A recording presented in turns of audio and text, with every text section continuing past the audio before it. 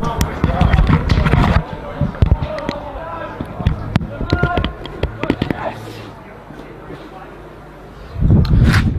to Mineral Resources Park Day 2 of the 2022 Nutrient Country Footy Championships. My name's Cam Robbins, joined in the commentary box by an upcoming superstar, James Gardner. How are you, James? Not too bad, Cam. Thanks for having me. Really excited for this clash. Hey, absolutely, mate. Avon out there, but a big out for Avon, mate. Mitchell, haven't seen him there, the former player for Claremont and played a few years with Port Adelaide, mate. Big player. Hasn't seen him out there, James? No, I was looking forward to seeing him play. He's an absolute superstar, and I'll tell you what, if he was in this Avon team, then I would put them on top as favourites. But that key out, I'm leaning now towards Upper Great Southern.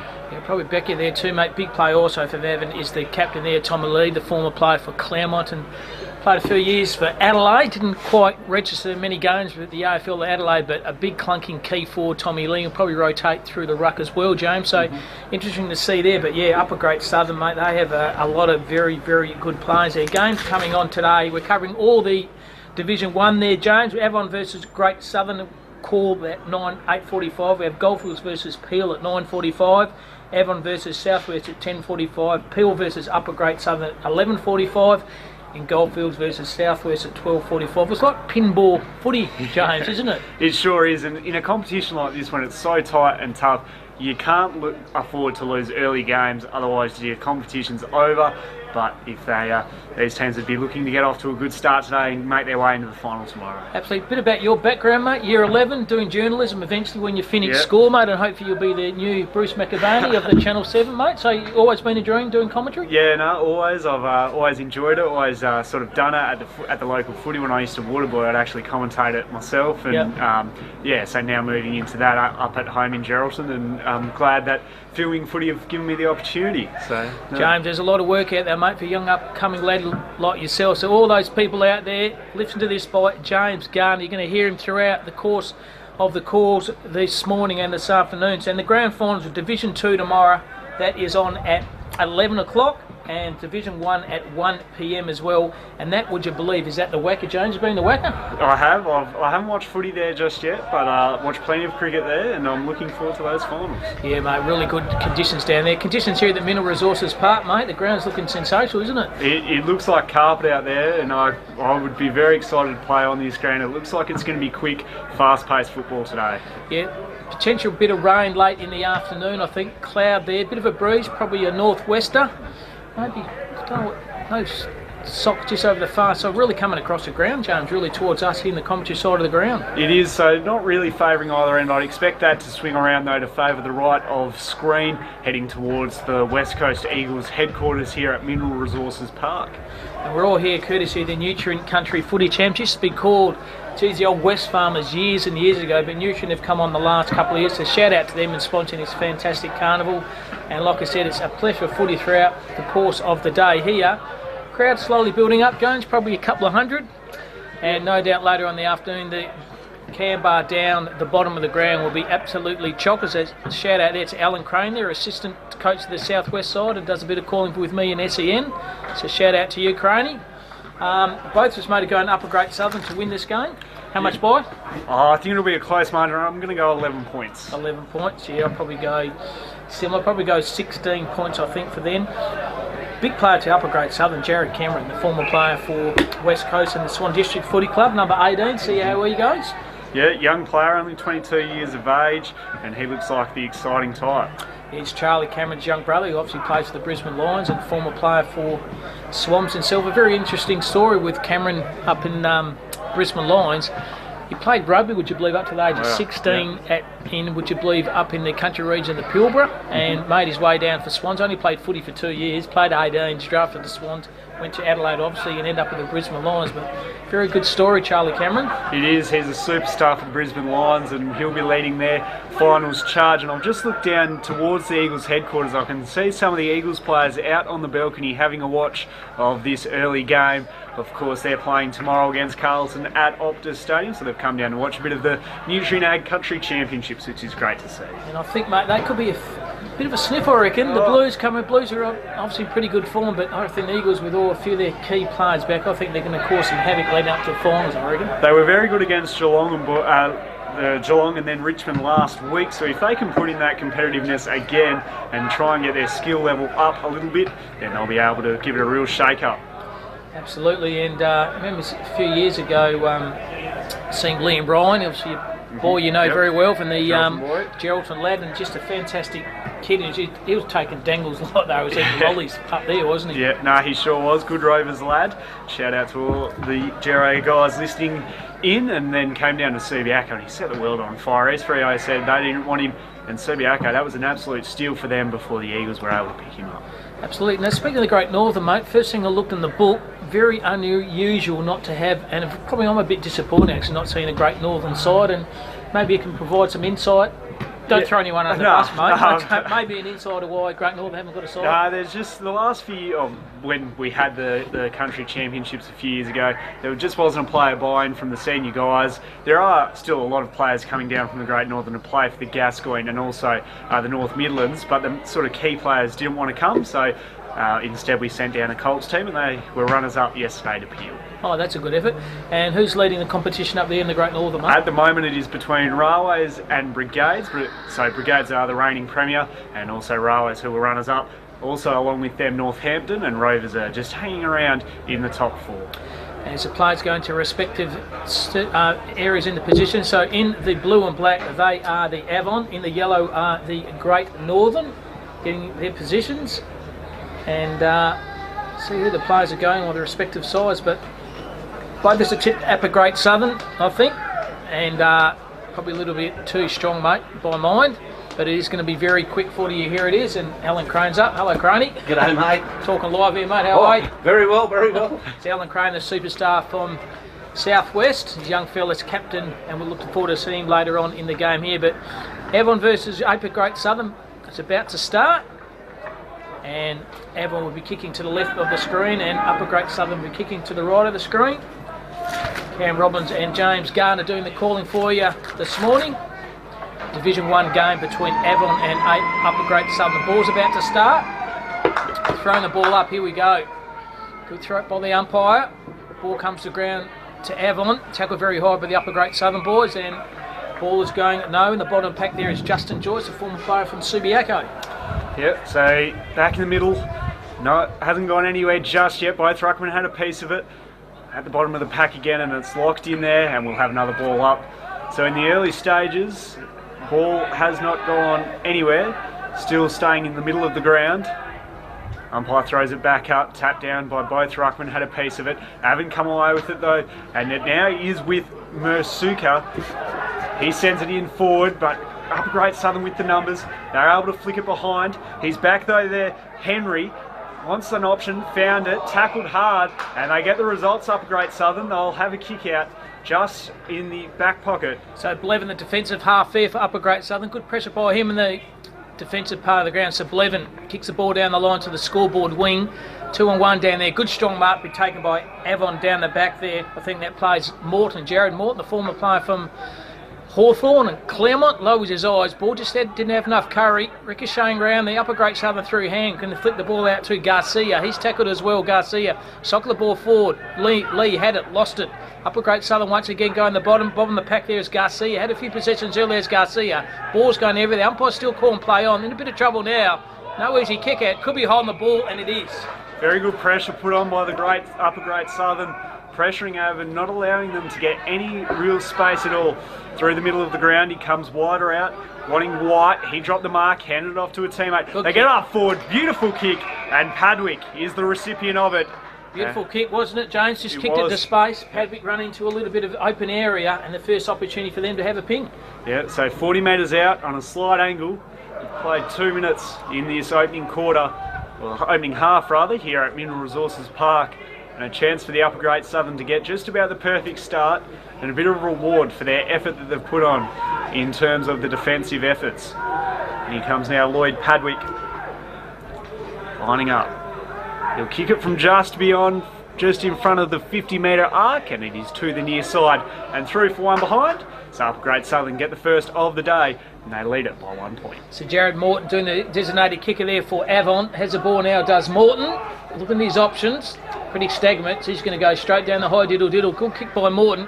Tried to find his teammate, push him in the back there, but didn't get that. Was Rogers, tackled by 3 or 4 players. One of those is Melvin for Upper Great Southern, and the umpire says give it to me. Forward to the attacking arc here for Upper Great Southern. Lead 1 point to 0 at the moment. We're going just on 2.5 minutes.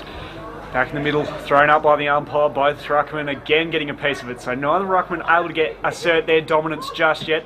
Avon come away with it though with a quick kick out by Rogers. Upper Great Southern though, their defence is working really hard. And here's Padwick again who takes the mark, this time at a true centre half forward position. Sends it inside 50, leading out, bouncing ball. It'll get to Cameron, hands it off to his teammate in Lorino, kicks it on the left. There's a lot of players in that area, both Avon players spoilt their own teammates. Upper Great Southern at the fall of the ball though. Penanza sends it high and long to full forward. The spoil came in. Good defensive play. Snaps it round the corner, Cameron. And it is through to the near side. And again, Upper Great Southern get a second point. And they lead it 2 behinds to nothing. I tell you what, mate, you've got to be quick. Only 2 20-minute halves there, mate. You've got to make sure you convert on the ball. Unfortunately, they haven't at the moment. But if you're Avon supporter, you're pretty lucky. So they carry on the play down there, Fullgrave on the right, kicks the ball to centre half forward. Good mark in front by quarter, mate. Umpire said no, watch it. They play through hands. Good vision them by Fleeky. Flee on the left, lowers his eyes, kicks to space, tries to find Lee. Tom Lee, good spoil from behind. The 1-2 handball was okay. Avon hit it very hard. There was Flee once again. Handball over the top from outside. 35 metres and a minor score. I mean, first attacking move on Evan, but Tom Lee, was it a mark, mate, or was it a chop of the hand? I think it was a chop of the arms there. He was a bit unlucky not to get the free kick, but good play by Evan. I liked how they moved the ball. They were moving it quick, trying to catch the Upper Great Southern defence out, and it almost worked. In contrast, Upper Great Southern wanting to move the ball with a little bit of control. They have it out on the outer side, on the half-back flank. Getting it through a few sets of hands. This is Cunningham. Got the handball away. Put under a lot of pressure. Avon can go again inside 50. To meet the ball was Quartermain. He went through his hands. And the Upper Great Southern are able to clean it up. Through Hill. Hill has it at defensive 50 for Upper Great Southern. Pretty stagnant forward pressure here. So they decide to switch the play to Justin Joyce, former player for Subiaco. So Joyce on the right. Kicks over a lot. Good spoil over the top by the play there in Matt White. Brings the ball to ground. Tries to find Jew. Jew overrun it. Through the traffic was good. Good defensive pressure by Joyce once again. Plays around the contest. Joyce. Quick hands. He's been lively early. Joyce on the right. Kicks the ball to half forward flank. Standing back by taking a good mark. Effort there was Fortino. Over the top there. The play there in Lee. That's Jordan Lee. Brother of Tommy Lee. On the ground there and goes Fullgrave. Fullgrave tries to find that player in Tom Lee.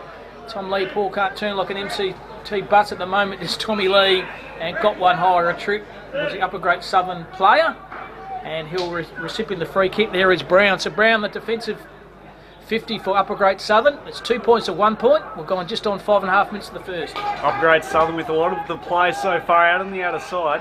It is with Cameron. It's on a true centre wing position. Goes further afield, wanting the centre half forwards to come at him.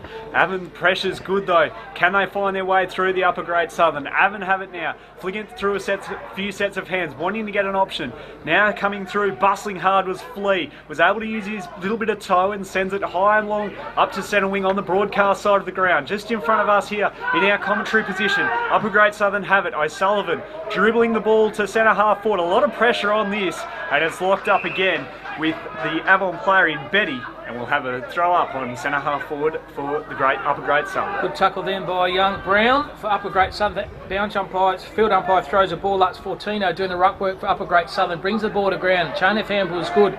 That play over there is Garcia. He's been lively. Garcia handball over the top there found Jennings. Jennings on the right, tucked away in the box, tried to find Cameron. And the boundary umpire says, give the ball to me about 35 metres out from Upper Great Southern's goal, who lead at the moment, 2 points to 1 point. We still haven't had a goal yet, James. No, neither team able to draw any real blow just yet. Upper Great Southern with most of the play, and a chance here with a forward 50 stoppage to try and get a score on the board. So it's Betty going to do the ruck work. And or Ward. It's Betty, it is. Brings the ball to ground, does Betty. Through a chain of handballs, Garcia head over the footy as well. Chain of handballs, good play here by Upper Great Southern. This should be the first, and it is, courtesy of Lloyd Padwick. James, he has been lively early, the key forward for Upper Great Southern. He has. I really like the work he's doing. He's getting up the ground and doubling back, trying to catch his defender out. And as a defender, whenever you're getting double back, you know you're going to get beaten because they're able to then lead out at the footy. He had a shot early. He got the first point of the day, and the Upper Great Southern, they lead it by 7 points. We've played almost 8 minutes here in the first half. So 8.50's taken to get the first goal, and these are 2 20-minute halves, James, so you really got to convert when you go forward, don't you? And they did do that, and I tell you what, guys doing a lot of midfield damage is Callum Garcia, number 4 for Upper Great Southern. He is from Wickerpin, in the Upper Great Southern, a very strong team, Wickerpin. Premiers just a few years back. So the middle of the ground. It's 1-2 to 1 point. Doing the ruck work effectively over there was McLennan for Upper Great Southern. Hill, when he didn't have it, was a play there for Avon, and Fulgrave will take the kick. That's Caden Fulgrave. Fulgrave to send it inside 50, looking for Lee. It falls short though, and the Upper Great Southern defender in Believin is able to drop back and take a very good intercept mark. Gets it wider out to O'Sullivan, still in the defensive 50, so wanting it to chip around. That's a dangerous kick. It does arrive at Cunningham though, just in time. Closing in late was Anthony Henry for Avon. He sends it to centre wing, wanting an option to come at him. It sends it to a big contest, comes over the back. Who has more pace? The Upper Great Southern through Brown were first to the ball, but they were able to lock it up, Avon. And we'll have a throw up on the broadcast side of the ground on centre wing. Just on 11 minutes of the first quarter, Upper Great Southern 1-2-8, Evan 1 point. Ball comes to ground, had it and lost it, was a play there. Hit it very hard there was Brown. Bottom of the pack here, somehow chiselled the ball out. That effort there through Dixon. Kicked the ball to centre half forward. Over the ball there is Ward. Ward went one way, went the other. Good vision by Ward. Tried to lace out firm. Matt Rogers, a former player for Perth. So Rogers knows his ground well. On the left, pulls it left, and it stays left for a minor score. So 2 points are Avon, Upper Great Southern 1-2-8, a margin 6 points, and just gone 11 minutes the first. Halfway through the first half here in Upper Great Southern, they're streaming through the middle of the ground. O'Sullivan takes a bounce, sends it out wider onto the outer side. It's with Cameron. He's going to look for his big full forward. He sends it there now, and a very good mark taken. In fact, it is taken by Cameron. And I'm not sure who that player was out on the outer wing, but he certainly had a bit of toe. And a good mark taken there by Cameron. It's been Lively up forward, former player for Swans and Eagles, who mentioned before the game. James is going to be a key player for Upper Great Southern. He's proven it's correct. He's already had 3 or 4 possessions, and this, for a person of his experience, should be a gimme. So Cameron, 30 metres out, directly in front, leans back on this one. And straight over the goal umpire's head, and that is another goal to Upper Great Southern, courtesy of Cameron.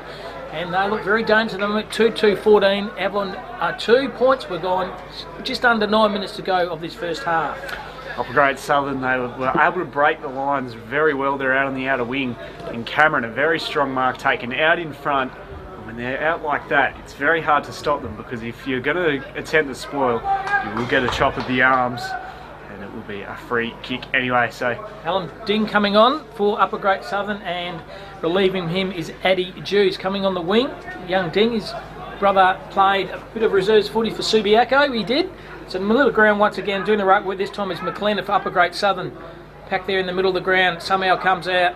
Pressure by Avalon was good. Socket and Jones, umpire said no it wasn't. It's play on. So a chain of handball come through to Lee, that's Jordan Lee. Centre half forward, dropping the pack, well read down by Cunningham. Cunningham went to that play, just come on the ground there in Dang. Dang on the right, good pass and finds Garcia, and Garcia on the right, kicks the ball at half forward flank, trying to find his teammate there in Matt White. He's outnumbered White, but stood up in the contest well, did White. Still in play here. Umpire says no it is, give the ball to me. Once again they on the attacking move are Upper Great Southern there, James. They are, and they have the throw in on centre half forward for them out on the outer side in front of the West Coast Eagles home base. How good does it look, mate, this ground? Oh, it's fantastic. First time at this ground and very impressed by the facilities. Thrown back in. Upper Great Southern had the hand. Avalon able to get it out though with a rush kick from Lee up onto centre wing, and the mark out there taken by Henderson. Henderson moving forward, wanting the short kick. Deng put the pressure on though for Upper Great Southern. Jeez, that's a bit lucky there, I reckon. Yeah, and a 50 as well. It's given away 50. I don't blame him. He would have been frustrated. Nothing into it. But unfortunately, mate, you can't argue with the umpire. That's what happens. You get a 50. And in a lot of these country regions, they aren't playing umpire dissent like they are in the AFL. They do seem to be a little bit more lenient, but you come down to the championships and you do expect to be paid a little harsher. So this player knows this ground well. It's Matty Rogers. Rogers struts in, And Gets that's it, the first. squeezes it through. There's the first for Avon. They get it back to a goal. They move to 1-8 to the Upper Great Southern 2-2-14 with 7.5 minutes remaining in the first half. He definitely knows this ground well, does Matty Rogers, the big clunking key forward for the mighty Perth Demons. And they needed that one, James, didn't they? Just to settle. Brought them back in the contest. They are 1-8, Upper Great Southern 2-2-14. A margin of 6 points. We've got 7 minutes to go in this first half. In these shortened games, we talk about a lot, and I know it's an emphasis for the coaches. You have to get a good start, because if you don't, the game could soon, quickly move away from you. Upper Great Southern unable to get any real dominance just yet. They've had a lot of the play, more inside 50s than what the Avon have, but yet they only find themselves a goal up. So McLennan has the ruck work in the bottom of the pack here, trying to find his teammate there, and Justin Joyce, who's been good, Joyce. And right in the bullseye here at Mineral Resources Park. I call it old downtown Lathlane Park, the home of the mighty Demons. So umpire's going to throw the ball up once again, doing the ruck work. This time is Betty. Brings the ball to ground. Hell, when he didn't have it, was Avon play. The umpire's finally seen that. I saw it from up in the grandstand here. That's Nick Rogers. And the non-officiating umpire, James, has seen that. So Rogers has it in the defensive part of the centre of the ground here at Lathlane. So Rogers loads his eyes, tries to find Lee one-on-one. This time should mark, and does. So Lee kicking half out from goal. A bit too far out. The coach of the Avon is going to kick the ball to space to a one-on-one. Beautiful kick. Rogers all by himself on his home alone. And all of a sudden, Avon, the last minute or two, the game's kind of changed, James. It has. When it's coming in that quick out of a free kick, it is hard to defend, and if the Avon can get some clearances going their way, they could be very hard to stop. As we see now with Rogers from Callataman in the forward pocket.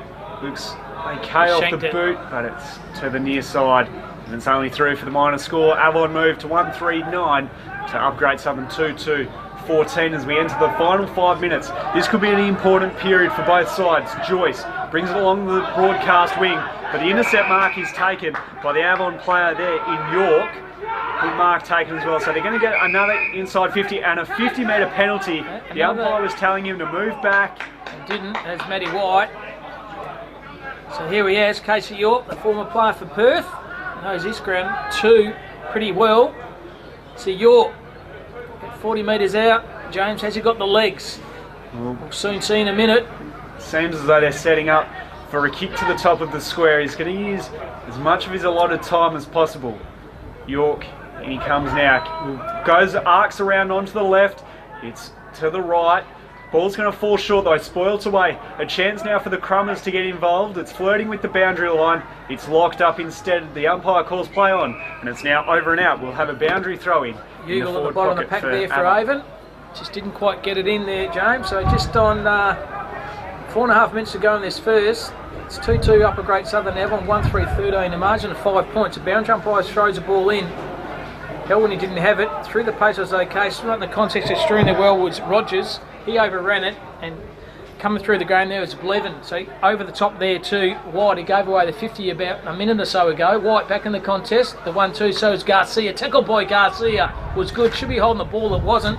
And somehow they get the ball out, but marking the ball defensively is Kyle Barker. Barker on the wing, outer side, with just 4 minutes remaining in this first half. The Upper Great Southern would love a goal here. He brings it laterally to Deng, moving through the centre of the ground. He arcs around, looking for an option inside 50. Came off the side of his boot. It's not a good kick, and the kick is chopped off by Cody Flea rather. So Flea can switch the play, and he does that well and finds Casey. So Casey, half-back flank defensive side of the ground, chips the ball over the top and finds his teammate over there in York. York decides to play on, loads his eyes. Good kick, using the ball well, and finds Fulgrave, the former player for Subiaco. Fulgrave, beautiful kick by him, up the corridor, and finds Lockie Stewart. Stewart using the ball well, they are. Avon kick the ball to a 2-on-1 there. Ball comes to ground, just about a good mark in the end by Ward. Over the run in the footy thing was Flea. He caught one high. The umpire said, no, you didn't. So give the ball to me. Just on 3 minutes to go in the first half. Sees Upper Great Southern 2-2-14. Avon a 1-3-9, a margin of 5 points. Avon have really brought the game back since the early stages of this first half. Now able to wrestle a bit of momentum out. Can they get a goal right on the edge of half time? Comes out of bounds, and it will be another boundary thrown. Another stoppage on centre half forward for the Avon. would love to steal a goal and get the lead heading into the half. Ball thrown back into play now. Ruckman tussle and go at it. Avon had the tap down, but Upper Great Southern, their midfielders working very hard. York bustled it through his way through. It spills free. The Upper Great Southern defenders working overtime at the minute. Going in hard, Henry. And it's locked up again, and the umpire has found a free kick in all of behind, that. I think. And it will go the way of Henry. So Anthony Henry, kicks the ball with the hot spot, trying to find the fast lead. Tom Lee, good courageous effort. Roved by off the boot. There's just going to not have enough legs. That player once again is Matty Rogers, and good defensive pressure by the Upper Great Southern. Saved a certain goal. Well done by Blevin, Byron Blevin. Die on the pack and saved a certain goal. So Mitre only 1-4-0 Avon 10. Upper Great Southern 2-2-14.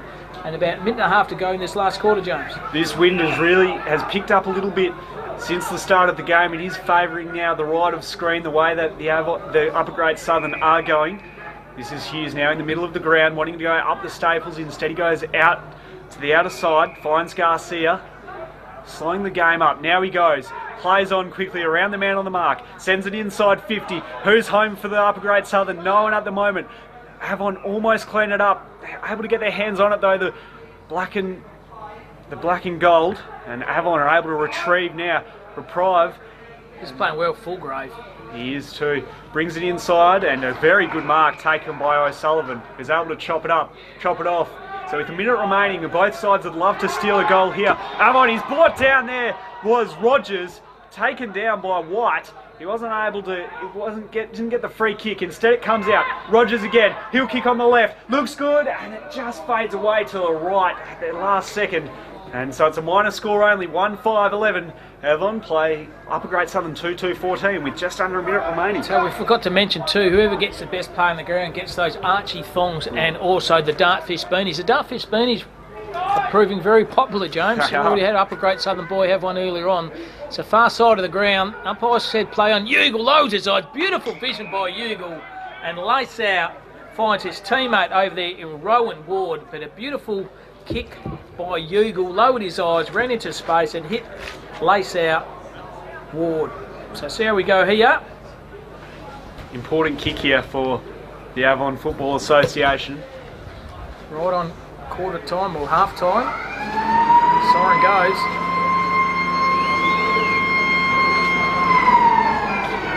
Doesn't strike it well enough, and it rolls through. A free kick has been paid, but it will be no score. No score.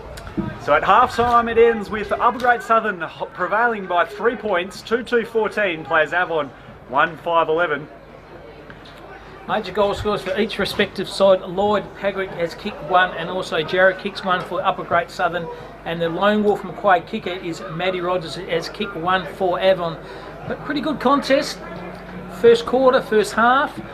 But maybe Upper Great Southern could have converted a bit more early, and likewise Avon in that later part of the game too, James. Kicking 1-5, maybe if that was 3-2, it might be a little bit better. Yeah, no, definitely. And I really was impressed with the way that Avon were able to wrestle the momentum back off the Upper Great Southern. They were under pressure early, their defence. They were able to just hold sway, and then they got their own opportunities, but they have to convert in this next half with the breeze.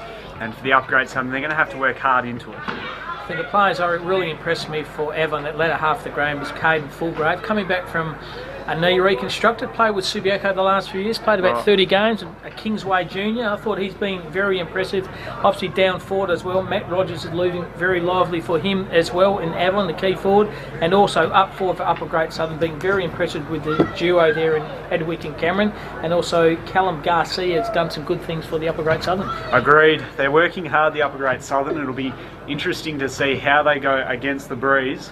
Do you expect them to run and carry the ball a lot more than what they did? We saw them play with a lot of control when going forward. Yeah, I think so. And just on that fat side of the ground too, like I said, the breeze, I think you picked it well, James. It's definitely coming across the ground here in a northwester. Definitely tipping rain later on this afternoon, but looks like they're going to convert every opportunity going forward, don't you? You do definitely, because you never know in these carnivals, it could be the end of it if the inaccuracy costs you. I might take a short break here, mate, and we'll come back for the start of the second half, live here from the Mineral Resources Parks, which sees Upper Great Southern 2-2-14, Avon a 1-5-11, a margin of 3 points.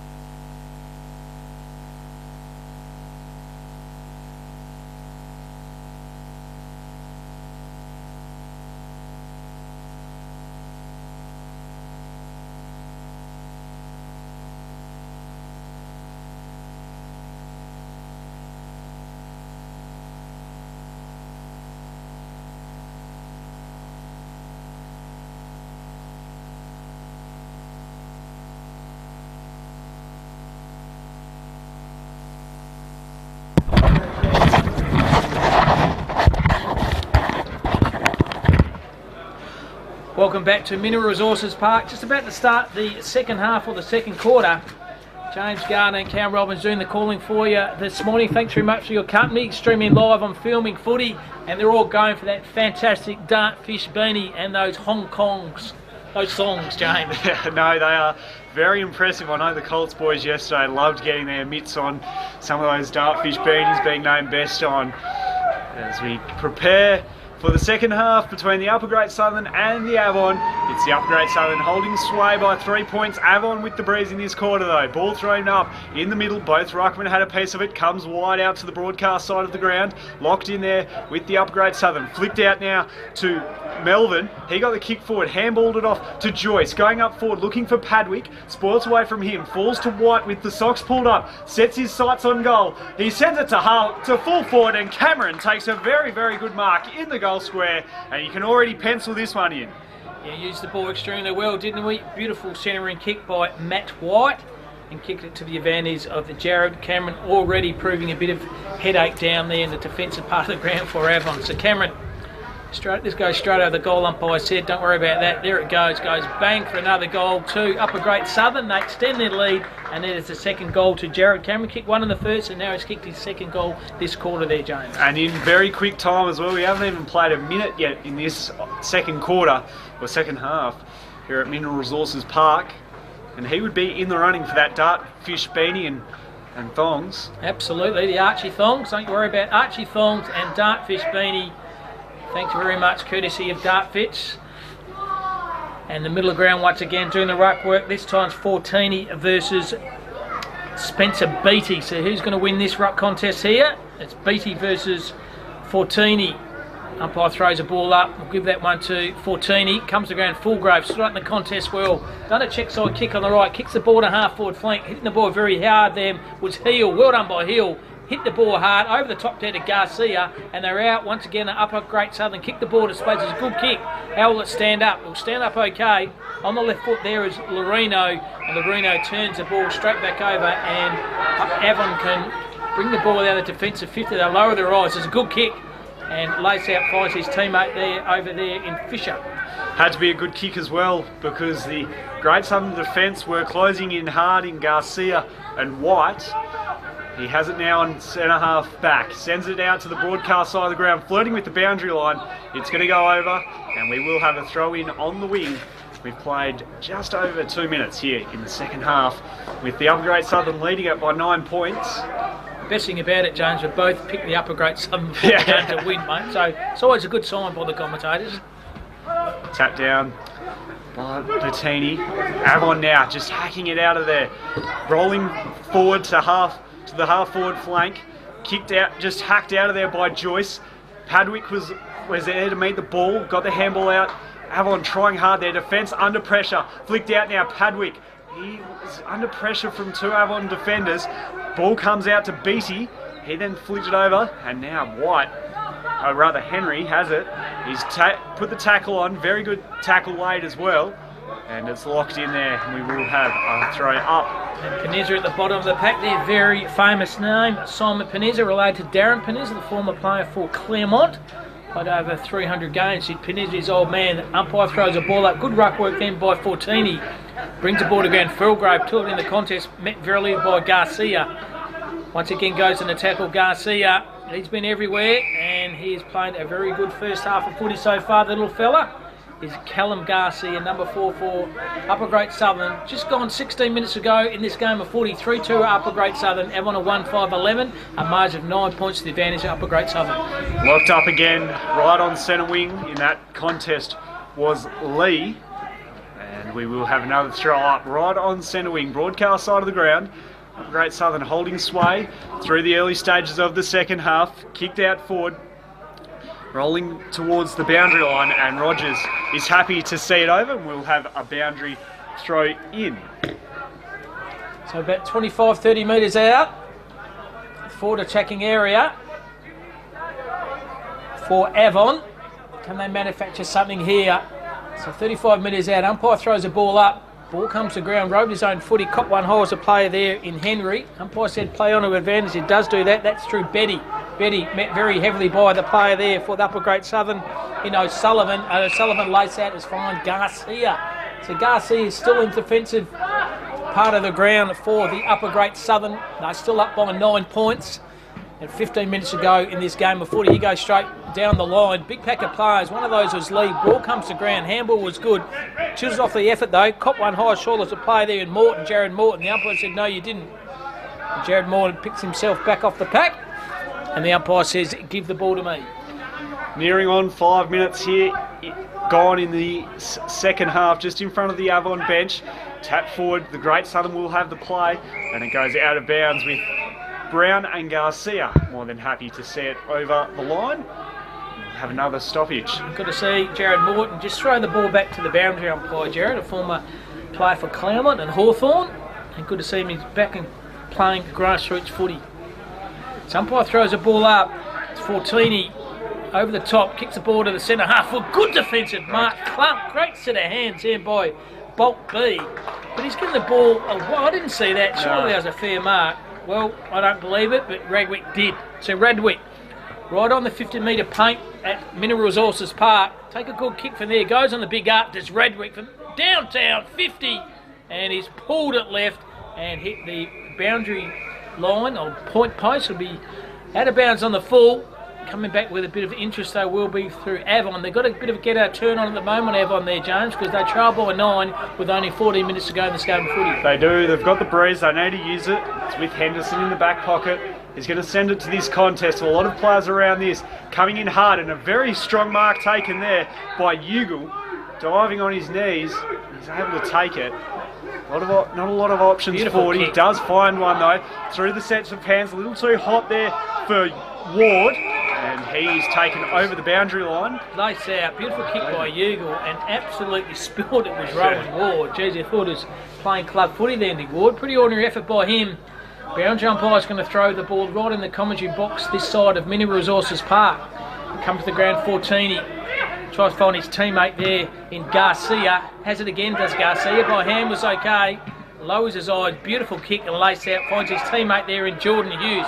Hughes decides to play on. Gains a bit of memento, kicks the ball to the hot spot, does Hughes, trying to find Cameron. Oh, surely that's a kick. The umpire said no, it wasn't, so it's play on. Hitting the ball hard, didn't hold the play there was Lee, that's Jordan Lee. And the umpire's going to let the ball go on. Still centre half forward here for the Upper Great Southern. Big pack of players here. The umpire finally says, James, give the pill to me. Right on the 50 for the Upper Great Southern. Again, with all the play through, there's the 7 minutes that we've played here at Mineral Resources Park in the second half, thrown back into play. A lot of players around this contest yet again. We've seen a real contested style of game. Ball spills free. Upper Great Southern still in with the chance. Avon defenders working hard. Locked in there. Flea was wrapped up, and we will have another throw up. Ragdoll by about 3 or 4 players for the Upper Great Southern, putting their pressure on. They're still about 40 metres out from the attacking goals here at Mineral Resources Park. The umpire throws the ball up, doing the ruck work. This time is Betty for the Avon. Goes through the pack, good effort by him. Kicks the ball forward. Ugle once again takes a good mark, does Ugle. Decides to play on it, use that trusting left foot. Kicks a bit of space over there. Finds Nick Rogers. Nick Rogers can go over the top. Jeez, it's a shocking effort then. Try to find Stewart. Stewart was a little bit too far. And this time they can repel. They do down the line there and finds Padwick. Padwick outnumbered, can draw the play over the top. Good defensive pressure though by Morton. Well done by him. Outnumbered 2-on-1. Well done Jared Morton. Over the top there to Samira. Samira tackle who didn't have it. The umpire said yes you did. So it's play on. Upper Great Southern. Good tackle. Good defensive pressure there by Flea. And I tell you what, Jane, there is no easy kick out there at the moment. It's not. We've seen a lot of contested footy and a lot of players with hands on heads. It's a tough game out there today, with still 11 and a half minutes to go. You sense that fatigue could start to set in quick if it stays at this frenetic pace. Ball spills free, little toe poke out towards the boundary line. Great Southern, they were able to clean it up, but Jew hands it over the line. And they've got to play again. Well, 2 games each.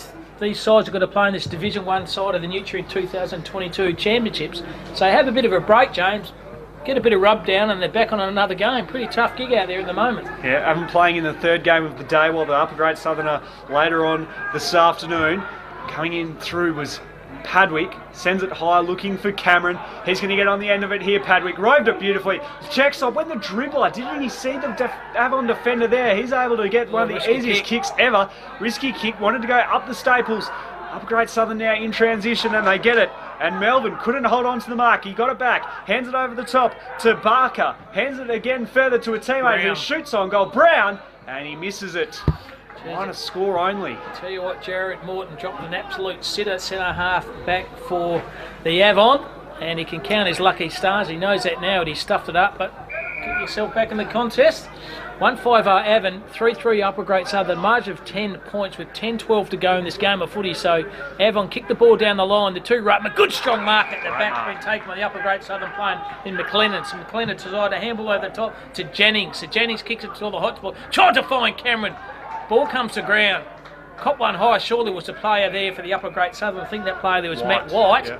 Umpire said, no, mate, you acted for that. So it's a ball up, 20 metres out from an Upper Great Southern. They lead by 10 points with just under 10 minutes to go in this game of footy.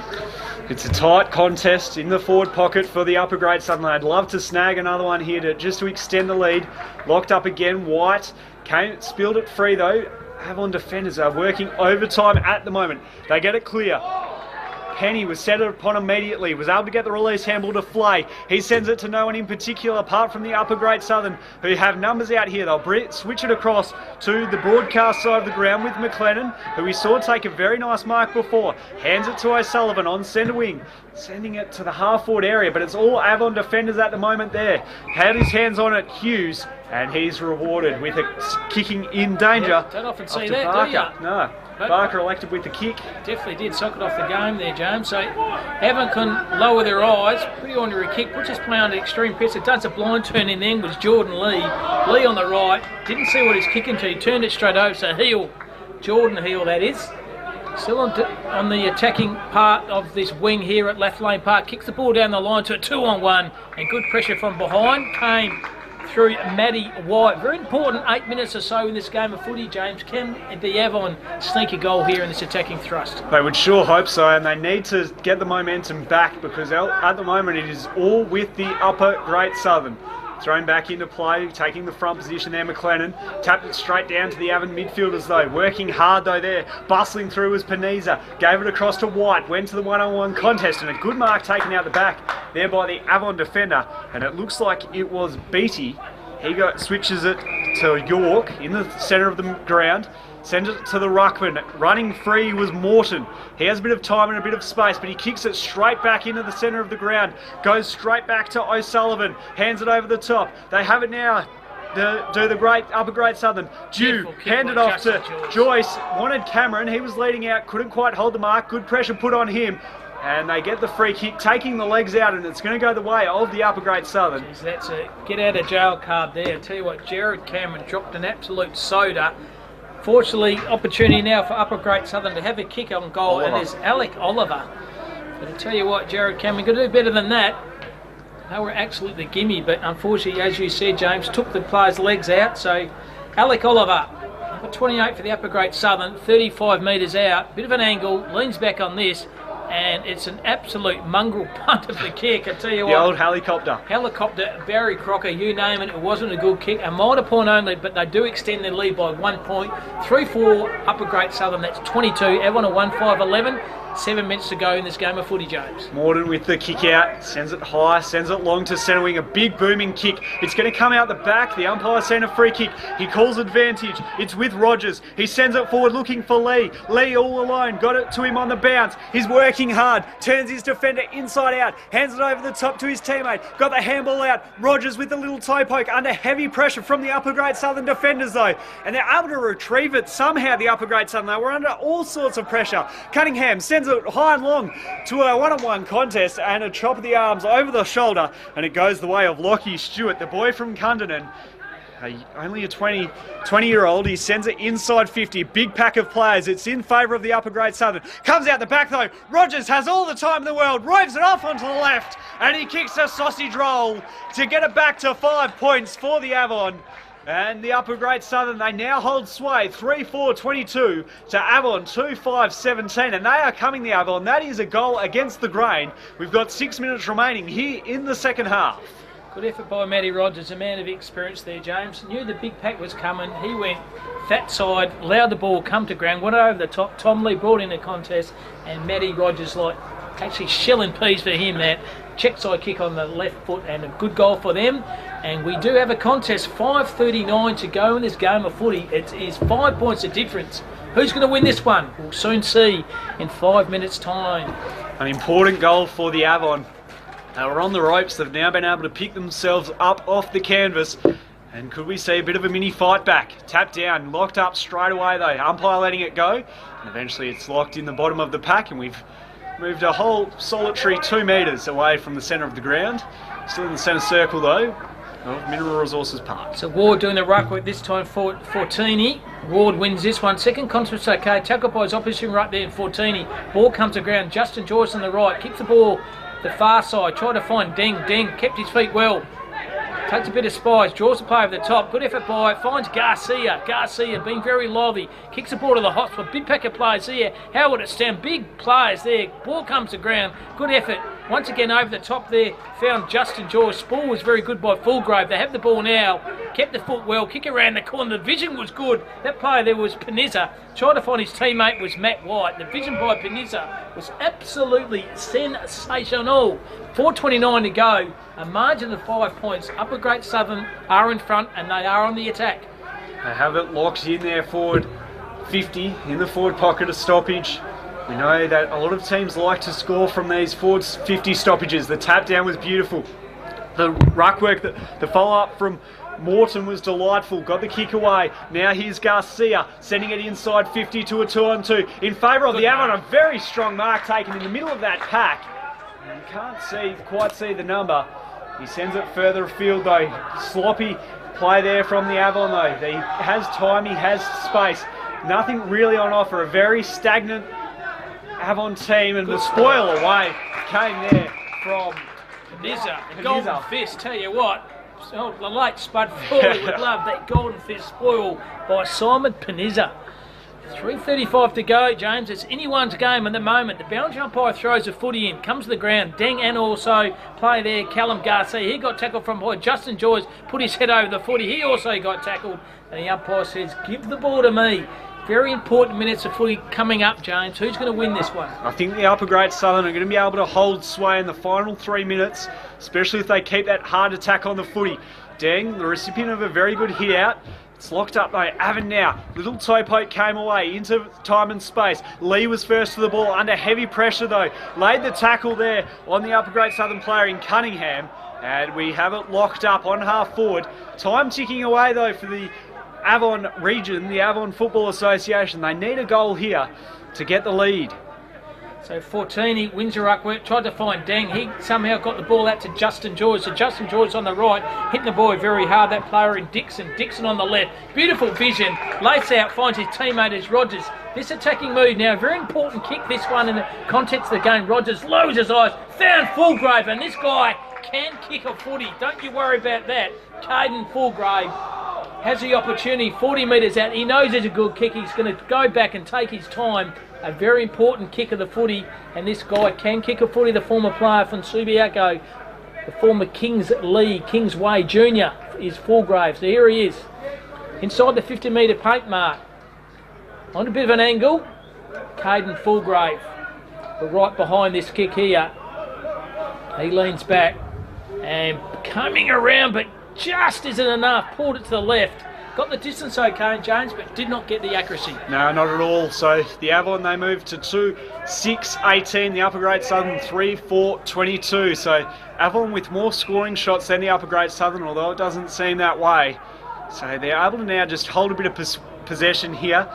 The Upper Great Southern comes to O'Sullivan deep in the defensive 50 for the black and gold. He plays on quickly, sends it out the broadcast side of the ground, kicks it to a one-on-one contest. A good contest made there by Fulgrave, the man that we just saw take the kick And he sends it over the line and we'll have a boundary throw in. So with just a minute remaining, time is ticking away for the Avon Footy Association, but they have it in the right part of the ground in their forward half. So Fortini doing the ruck work this time versus BTO. The top was fantastic. Tried to find his teammate. Peniza stopped it. Found Deng. Deng lowered his eyes. Good handball. Put his player under pressure. They have the ball now. Kick the ball to the hot spot. The half forward flank for the Air, but running hard and taking a good defensive mark is the player there for Upper Great Southern. Gave him the don't hug on the way down too. He says, don't you worry about that. Cheering up a bit of time now. 45 seconds to go. He kicks the ball down the line, trying to find White. Ball over the top was okay. Tried to find Deng. And the boundary umpire says, give the ball to me. 35 seconds to go. Have Upper Great Southern done enough, James? I think they have. I think they'll be able to lock this ball in and just let the time tick away. We're under 30 seconds remaining. 25 seconds. 4 points the margin in favour of the Upper Great Southern. 22 plays 18. It's locked up again. Avon trying to just hack it out of there. Henry in that contest. Fulgrave sends it to the hot spot. This looks good. It's a 3-on-1 though in favour of the Upper Great Southern, and it's knocked through for the minor score. A high percentage play there by the Upper Great Southern defenders. And there's the siren. So the Upper Great Southern hold sway. They win it by 3 points. It's 22-19. A very good result there for the Upper Great Southern. Absolutely great game of footy. They had the opportunities in that latter half of the ground, did the Avon, but Upper Great Southern just a little bit too good in the end. Major goal scorers for Upper Great Southern, 2 to Jared Cameron, 1 to Lloyd Padwick. And the sole goal scorer for Avon, that was Matty Rogers, who kicked 2 and was very, very prominent. So good game of footy. Came down to the wire. A lot of players there for the Dartfish Player of the Day. I reckon Callum Garcia in the middle of the ground, he was very good. Justin Joyce was very good, and Jared Cam was good for Upper Great Southern. I thought Fulgrave was a very good player for the Avon, but I think overall in the middle of the ground, number 4, Callum Garcia, he wins at the Dartfish Feeny and also the Archie Thong. So Upper Great Southern, well done. They win 3-4 to 2-7. We're going to come back at 9:45 for the next clash. Sees Goldfields versus the Peel. So ping pong footy at the moment. It's Cam Robbins and also James Garner. Will be back at about 20 to 10 for the start of the next game.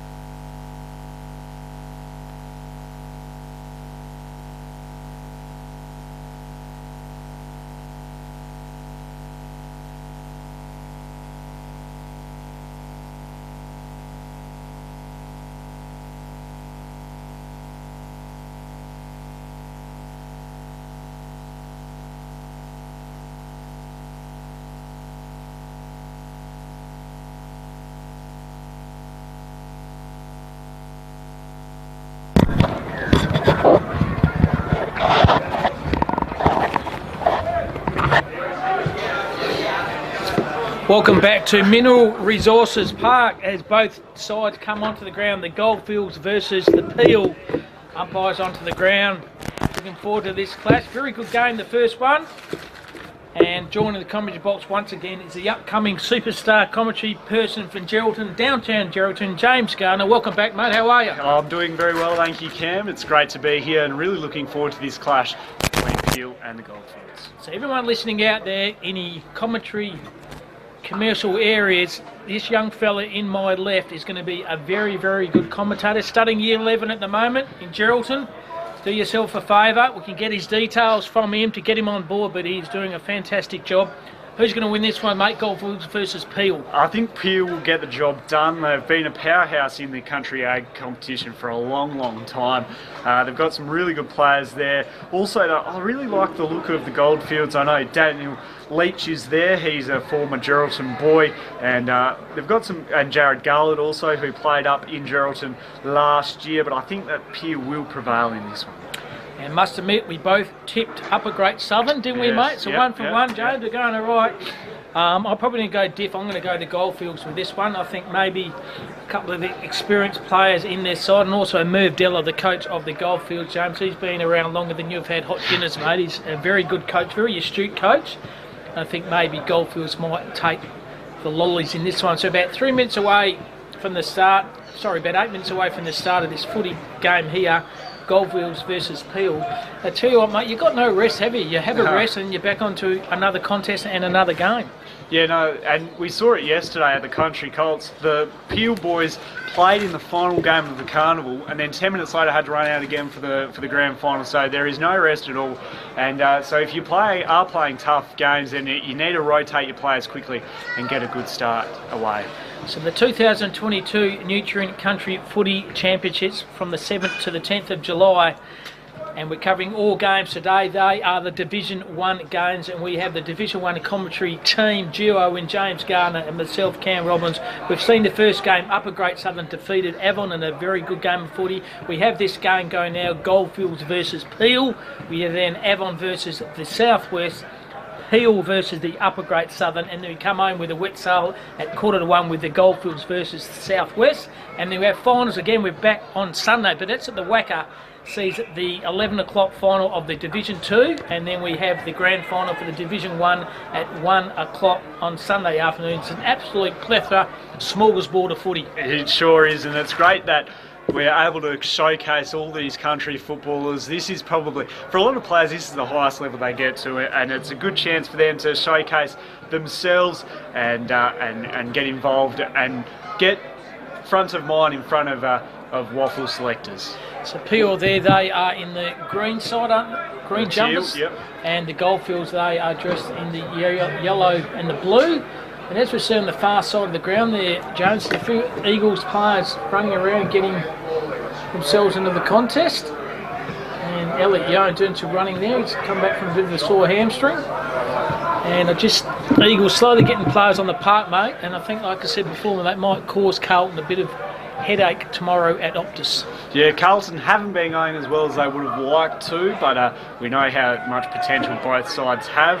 And as Goldfields, they have won the toss and they will be kicking to the right of screen, where the breeze is slightly favouring, but it is blowing across the ground towards us here in the grandstand at Mineral Resources Park. And I'll tell you what, it is looking like carpet out there today.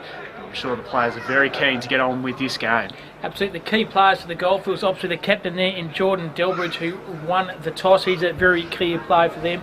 Jared Garlett, the former player for the Brisbane Lions, and played some senior footy as well, and former from South Fremantle, played under-18s footy as well, did Jared Garlett. Looking forward to seeing him as well. Also looking forward to see Jared Wallum as well. Daniel Leach has been around in the traps many years. Looking forward to him. He's wearing number 21. Brad Dick, the famous Dick family, he's wearing number 22. And also Carl Kirby and Cam Simons, who played a bit of footy for East Fremantle and also down in the Southwest. Players to look at from the Peel's perspective there, James. I like the look of Zach Moody. I've heard of his name before from South Mandurah. Also Troy Lee, he could have a bit of potential. And got plenty of players there, but we know that Peel are going to put up a very good fight. They are powerhouses in this competition. It's interesting, isn't it? Because there's only two 20-minute halves, so you've got to actually make every attacking thrust count, don't you? When you look in the end, everyone were coming home with a wet sail, didn't they? But they kicked 2-7, Upper Great Southern kicked better and 3 goals for, so 7 scoring shots to 9, but unfortunately Avon went down. Yeah, and it was Upper Great Southern were inaccurate early, especially when they had the early play before they were able to wrestle it back, the Avon. But no, it is important that you get a good start in these games. You only get 40 minutes to play, and it could be game over if you get some early losses on the board. So doing the ruck work, no doubt, the big fella Cam Simons there for the Goldfields, and the big guns in the midfield are Jordan Delbridge, Logan Hughes and Sam Burge for the Goldfields. And in the midfield there is Gavin for the Peel, played a bit of senior footy for the Peel Footy Club as well. And doing also in the midfield there is Shane Hunter. And doing the ruck work for the Peel side is Ryder Turner. So just about ready to start. Take it away there, James E. Gardner, for the start of this game between Goldfields and the Peel. It's thrown up, good tap, both ruckman had a pace. The Goldfields win it straight out of the middle though. Delbridge streaming out. He had a teammate on him, Blair, was a little too hot for him. And look at this rebound from Peel. They're able to get it through Moody, gets it up further to Hunter on centre wing. They're wanting to just shoot it from end to end. They sent it into the forward 50 now. Good contest came. Forward Crummers, he handled it off to Cantho. Cantho sends it on to his boot and puts it through. So Peel, with inside the first minute or so, they're able to get the first blood, and they go to 1 straight 6 to the Goldfields yet to score. Fantastic front and centre roving goal from Andre Catino. That was a beautiful goal by him. Kept his feet, kept his vision, and the pace through Zach Moody through this side of the ground there, James. Very, very impressive. And that could cut a lot of teams open in the way that they rebound the ball. It's very hard to stop when it's coming in that quick. Can I change my tip, mate? So James has tipped Peel, and I've gone the other way. I've gone the Goldfields. So the middle ground once again doing this ruck work. This time is Turner versus Simons. Simons win this one. Trying to run through the play there is Gavin. He's tackled very highly. That play by Bird. So have the ball now, do Peel. They go forward again. Front and centre, hitting the ball hard. Good below his nose. Through traffic was very good effort then by Fay. Fay on his left, draws the play over the top and finds that play there in Faulkner. Faulkner by hands. Shoots the ball forward. That play Moody once again. Pace by Moody. Geez, that's a Barry Crocker kick then by Gavin. And they can come back with a bit of interest, but turns the ball straight over and falls in the hand of that player in Burge. Burge sends it high up to the wing, but Peel, they take the front position through Hall, got the handball out, he'll get it back, the old one too. It's now with Lally, sends it to a 2-on-1, Goldfields with the numbers, and they take the mark through Sprig dos Santos. So there's a interesting name. Try saying that with a handful of gravel there, James. Sends it up to centre wing to a big contest. Simons in this, flying late over the top was Blair, and there was a hold, and it will go the way of the Peel Cavaliers, and it goes the way of Ryder Turner. Turner decides to switch the play, just a risky kick below his knees. That was Dews, overran it, but gets it again in his second bite of the cherry. Phones Lacay, Courtney Lacay lowers his eyes, brings the ball up the corridor, and good below his knees. They are again here, are Peel, and find the play there, and Lally. Lally draw the play over the top and get the 1-2 back to Lally. Over the top again by Hamble. In a bit of trouble now, but stands on the contest there was Gavin. Cam Gavin that is, and tackled very heavily by that player then, Matt Bramman. And umpire says, give the ball to me. Early stage of the first, Peel a 1 straight 6. Goldfields yet to score. We've already seen a high-paced game of football. A lot of physicality, the Goldfields with some bigger bodies. They'll look to use that to their advantage. Throw in, goes right over the top of both ruckmen. Goldfields will have a chance to go forward now, and they do through Delbridge. He sends it to half forward. No one home though for the Goldfields. The Peel player there in Lacay left all alone. He a little too hot for him. Trot came through, smothered by Lacay. Great follow-up play. He gets it back again, put under pressure. Took Burge high, and he gets the free kick. They play on to advantage now through Hooks. Sends it home. No one in the goal square though. It's going to dribble through. In fact, it's not even going to get through the points, and they're able to clean it up now through Stone the Peel Cavaliers. So have the ball now, lows his eyes, good vision, and finds Coutinho. Kicked the last goal, the first goal. Coutinho met very heavily off 50. There, and blocking off there. He's given the ball away as the play there from the Goldfields and Kirby, and hit the shoulder then. I think nothing malice, just stood his ground. And when you play against a Goldfields player, James, you'll earn your free kick. So Kirby, so they have the ball now as does Coutinho, kick the first goal. Beautiful vision by him. Lates out, finds his teammate there in Gavin. So Kyron Gavin, true centre half forward position. Mongrel punt off the kick. Good sport by the Goldfields player, but still in the play. Might run onto a goal here. It's a trip or held him, but he didn't have the footy. An opportunity here for Brady Wem to have a goal kick quite easily here, and he's gone straight over the goal umpire's head for another go to Peel, and they are 2 straight. Made a fast start, the Peel Thunder, which is important in these shortened games, as we've been mentioning, especially the breeze has now dropped as we played 5 minutes in this opening term here at Mineral Resources Park. They've had the dominance in the ruck, the Goldfields, through Simons. They just can't get their hands on the footy though out of the middle, and the Peel midfielders working very hard in there.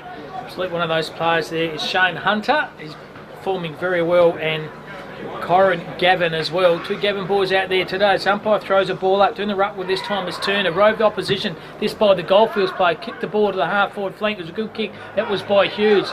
Running below his knees. Handball was okay. Heard the call out the side by Kirby.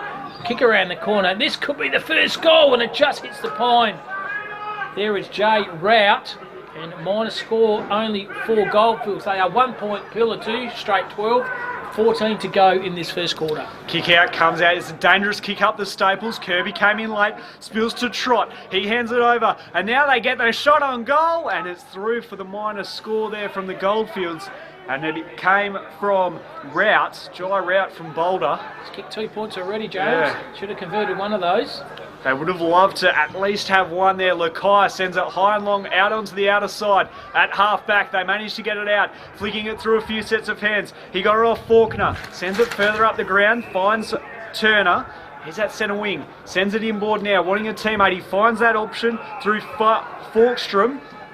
Sends it further inboard, wanting the inside 50. Here's the player leading, goes over the back. Who's the crummers for the Thunder? No one there though. They eventually do. This is the handball came over from Peachy, and now the finish off from Gavin. Cam Gavin gets another goal for the Peel Thunder. That's their 3rd, and they go to 3 straight 18 to the Goldfields 2 behinds, and with 13.5 minutes remaining, it's all Peel Cavaliers at the moment. They just look so quick, don't they? Running the ball through the corridor extremely well, and by hand and by foot, they're hitting targets when they go forward, and that's why they are 3 straight 18. Goldfields at 2 point. As I said, James, I'd like to change my tip, but I can't. It's not that you lock your tips on, don't you, in the AFL? Yep. You can't change them halfway through the game, mate. Unfortunately, I can't. At the moment, one-way traffic at the moment, courtesy of Peels. In the middle of the ground once again, here at Alathlane Park, right in the bullseye here. Conditions are picture perfect. Simon's doing the ruck work this time versus Turner. Turner wins that one. Done effort then by Delbridge on his right. He kicks the ball to centre half forward. Big pack of players. Howell at bounce. Coming through was good. Hitting through the pack was very good being by Jared Gartlett. Gartlett on the left. He's pushed that wide and just stays in play. And a mark there to Wallam, I think it is, for Goldfield. Cox is number 10, thank you for that. Good when you hear a person in the crowd gives you that. So Cox part over there, an opportunity now for the Goldfields to have the first shot of goal, and he's pushed it through for the first goal. They needed that, the Goldfields. They had all the opportunities, and they finally make them pay. They get it back to 10 points. Good kick around the goal for him. And the fantastic power of the media. And we're sitting up in the grandstand, James, with a little microphone. The person down the crowd said, Garland, it's not number 10, mate, it's Cox. So Cox is number 10. Thank you very much for that tip from the gentleman probably sitting 25 metres in front of us. Yes, no, a keen Goldfields observer, willing on his team. And you would hope, for his sake, that they are able to come back from this. 10 points is the margin as it stands. Abraham in the ruck for the Goldfields. He's going up against Griffin. Griffin had the best of it, and he was shepherded out of it, and it will go the way of the Peel Thunder, rather. That is Turner doing the ruck work for the Peel Thunder against the much bigger opponent in Ethan Abraham. He's able to get the clearance now for the Peel Cavaliers, unsure where to go, so he switches it laterally out to the broadcast side of the ground. A good contest made there by Lee, was able to spill it free for his crummers. In there was Peachy. We've seen him involved early, handed over the top to Hunter, and now the Goldfields, they're able to clean it up. Regzani gets it right over the cross to the outer side, and they're able to move it now through Trot in the middle of the ground, sends it further afield out there. The Goldfields working hard. Now the contest made, and the Simons resting up forward. The resting ruckman has taken a very good clunk, a good set of mitts on him, and he has taken the mark, and he'll go back and have a shot for goal. About 30 metres out on a very tight angle. He's a left footer, so probably won't shoot the size of his ground here. That Simons, but a man of experience, former player for East Fremantle, and down in the southwest is big Cam Simons. Good first name is Simons. Goes back on the left, aims at left, and I tell you what, he's missed everything. Pump a person's tyres up, James. Send it to Tyre Power, mate, to get their tyres fixed, because it's Barry Crocker. And it's gone into the Eagles HQ out on the balcony. As the rain has started to fall here at Mineral Resources Park. They're expecting rain right through the day and through the afternoon, so we'll see how that then changes the dynamic of the game here and through the afternoon. It's been a lightning start by Peel, hasn't it? Yeah. They've come out all guns blazing with 3 goals straight, 18. The Goldfields are 1-8, and Mars have 10 points with 9:45 to go in this first half. As the defensive effort by Peel then through Bromley is going to relieve the pressure for Peel. So Bromley tucked away in the pocket right in front of this beautiful Mineral Resources training facility for the Eagles. Goes down the corridor and finds Zach Moody. Moody, lively early as Moody, also loads his eyes. Good kick, and lace out finds Callum Jews. Jews decides to play on by hands. Can draw the player over the top. They do well through Hunter. Hunter on the right, beautiful kick to space. Howlett sound, good contest in right. The Goldfields player put his body on the line. That was Jai out. Jai out, and Jai's a bit of a pack on the back for his teammate there in Hooks. He said, well done, mate. Good effort by them. You're not hunting gold in the Goldfields, you're hunting the footy here at Lathlane Park.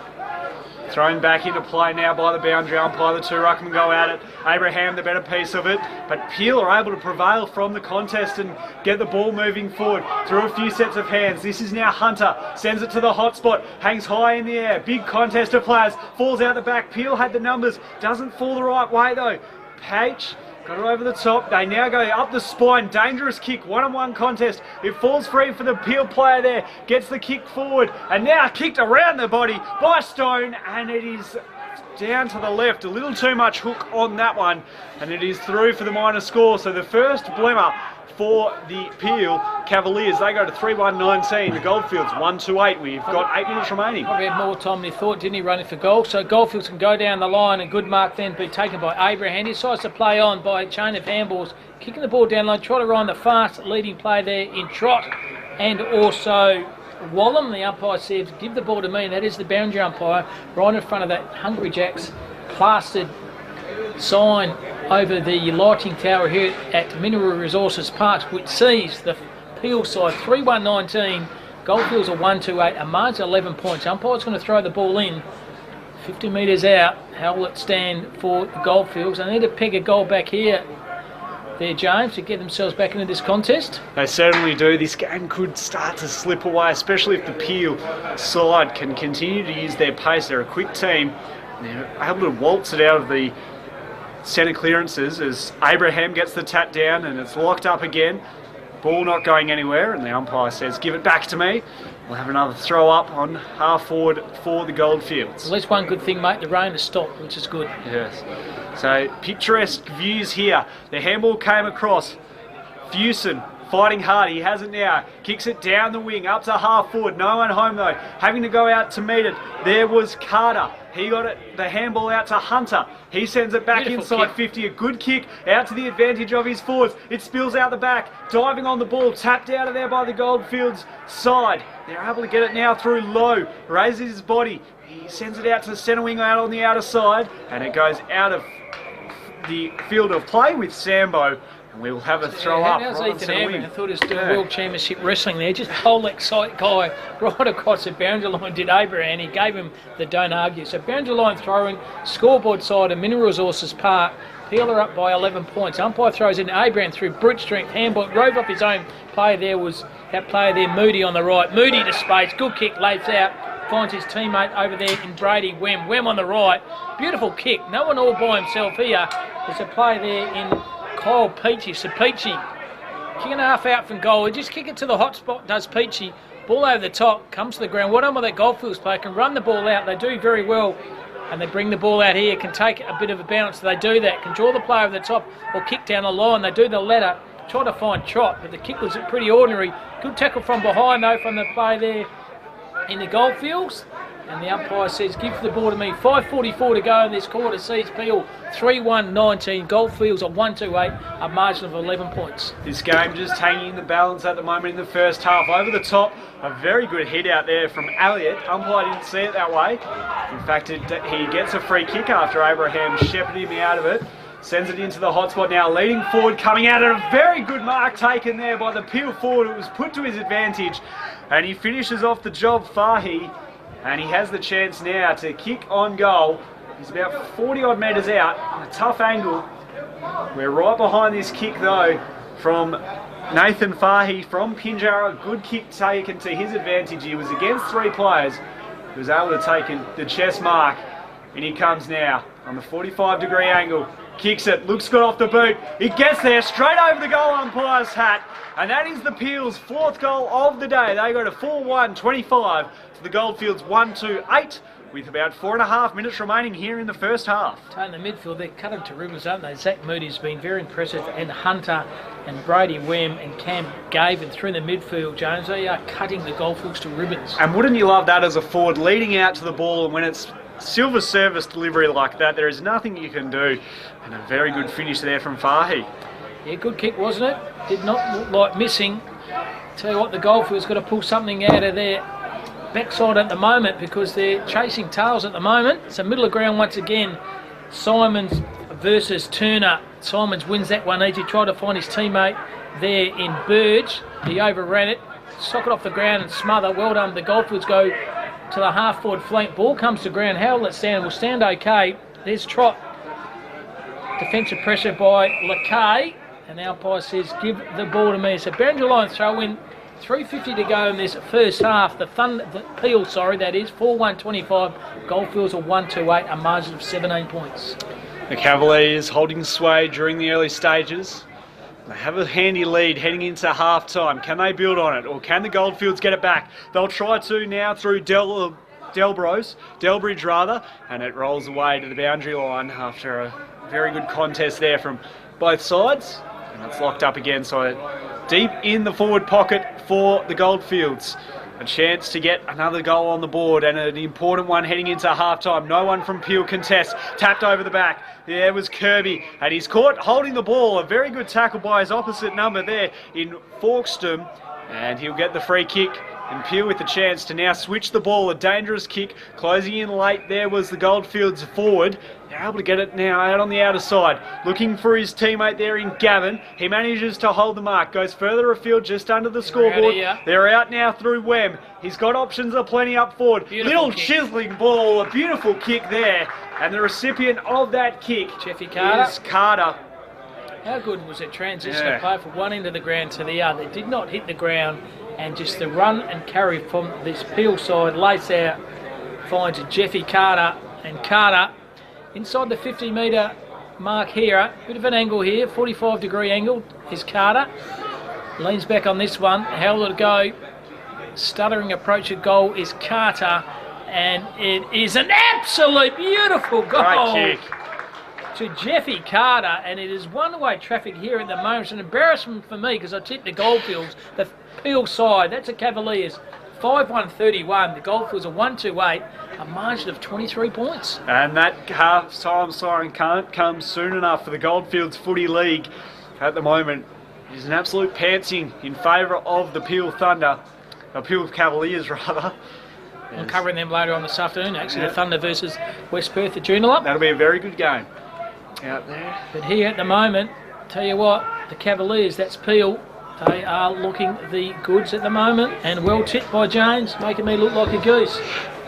So heading into half-time, a minute and a half remaining. Can the Cavaliers get one? Instead, the Goldfields, they finally get a clear and sends it to half forward in a one-on-one contest. A good battle there from both players. Tap forward there by Regzani, and now the strong kick came from Cox. Sends it to the square, and the mark taken by Jordan Wallam, who'll go back from point-blank range.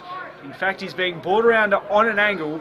So a little bit of a tougher kick, but he's from point-blank range, and you'd think that he should just nurse this one home. For his second goal, and the Goldfields second. The lone goal scorer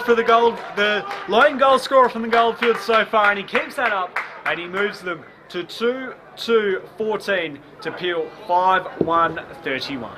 Crowd's definitely with the Goldfields at the moment, James, but unfortunately, the Peel are looking the goods at the moment. They just needed that goal to steady the Goldfields, so they did well, and a beautiful kick by Wallam. Good use of the body. Stood under the contest extremely well, used his height and his strength to advantage, took a good contested mark and converted for his second. More importantly is the Goldfield second with the last 19 seconds to go. I think that could be the half-time score here as the field umpire is going to throw the ball up right in the middle of the darts area here at Mineral Resources Park. Umpire throws up, thumped forward by Simons. He knows there's not too long to go in this first half. Roved off, and that will be the half-time score here. They're letting the play go, and the siren should go. It hasn't. Where's the timekeeper? He's gone missing.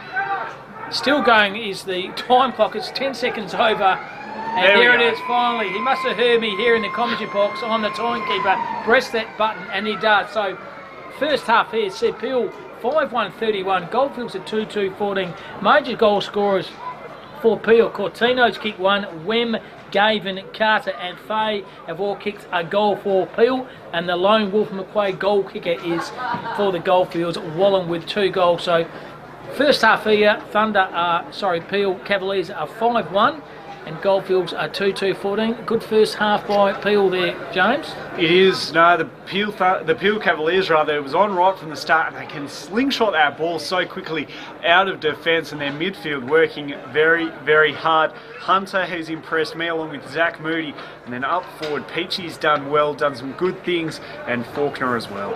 So we're going to take a short break here of the first half, which sees the Peel side 5-1-31, Goldfields at 2-2-14, a margin of 17 points.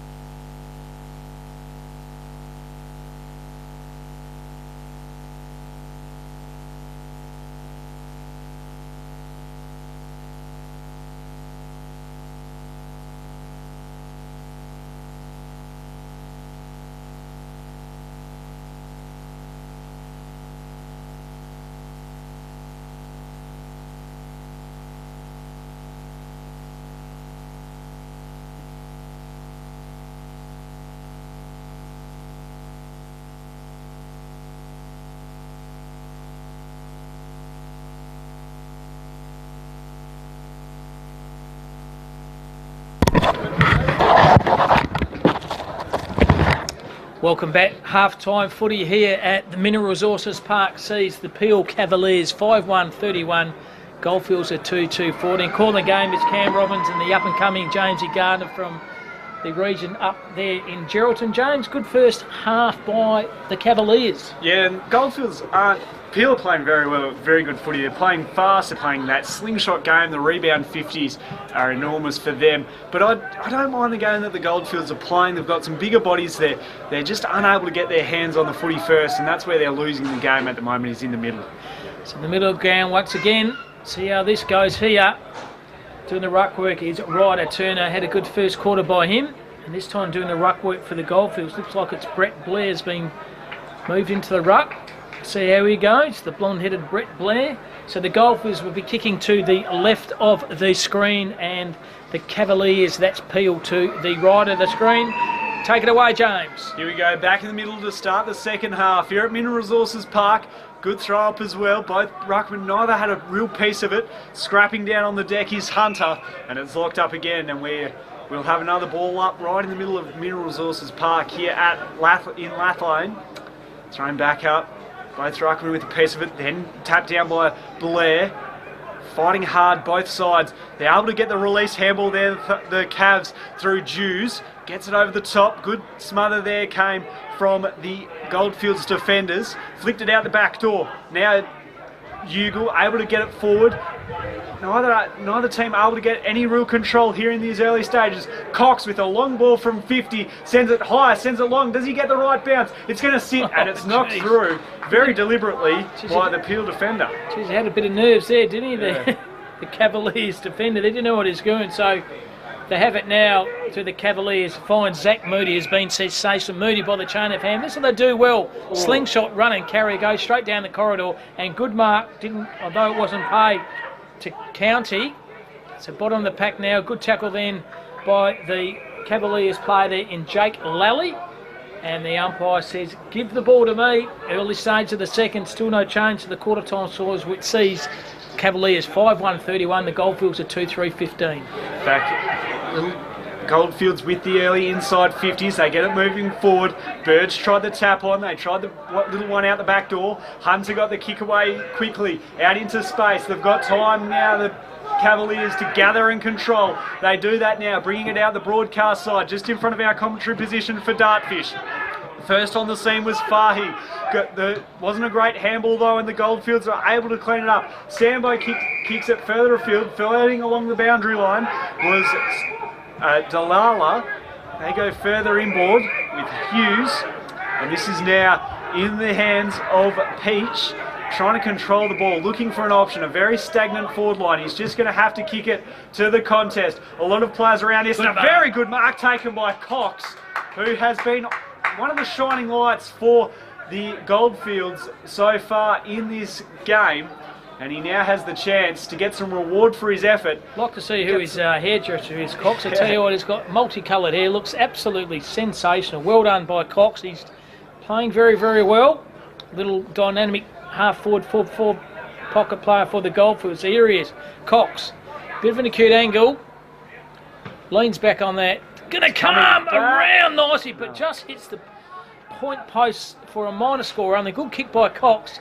2-4 are the Goldfields. So that's 16. Cavaliers are 5-1-31. A margin of 15 points. They kick the ball down the far side. How will it stand? It stand up okay. Could pick up below his knees. The run and the carry by the Cavaliers was okay, but overrunning the footy there is Fusen, and come back with a bit of interest to the Goldfields. And good play then by Big Kirby. They get it up to Delar. He switches it further, wanting to get into the corridor. It was a dangerous kick, and now the Cavaliers, they're out. They get it now in the guise of Webb. He's able to get run and carry it further up to the 50, and a good strong mark taken out in front by Carter. Going now into the forward pocket, nearly a good contest taken, and out on the scene there was Sprig dos Santos. Bit of a mouthful there. They're now able to, can they get a bit of reward for their effort? They can't. Now the Cavaliers through Fahy, and he gets it into the middle of the ground, and they'll now line up for a shot on goal with Gavin. How's the vision then by Nathan Fahy there? James. He could have blazed away at goals, but he knew Gavin out of the corner of his eyes into a bit of space by himself. And the opportunity now to Cam Gavin. Very, very good first name on this young lad. He's kicked one in the first. Can he convert his second? He's about 35-40 metres out directly in front.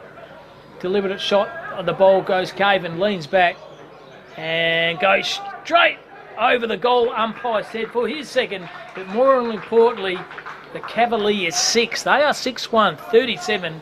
Goldfields are 2-4-16. We've got 15 and a half minutes to go in this first half. Cavaliers look the goods. They sure do, and I really like the game that he has played today, Cam Gavin.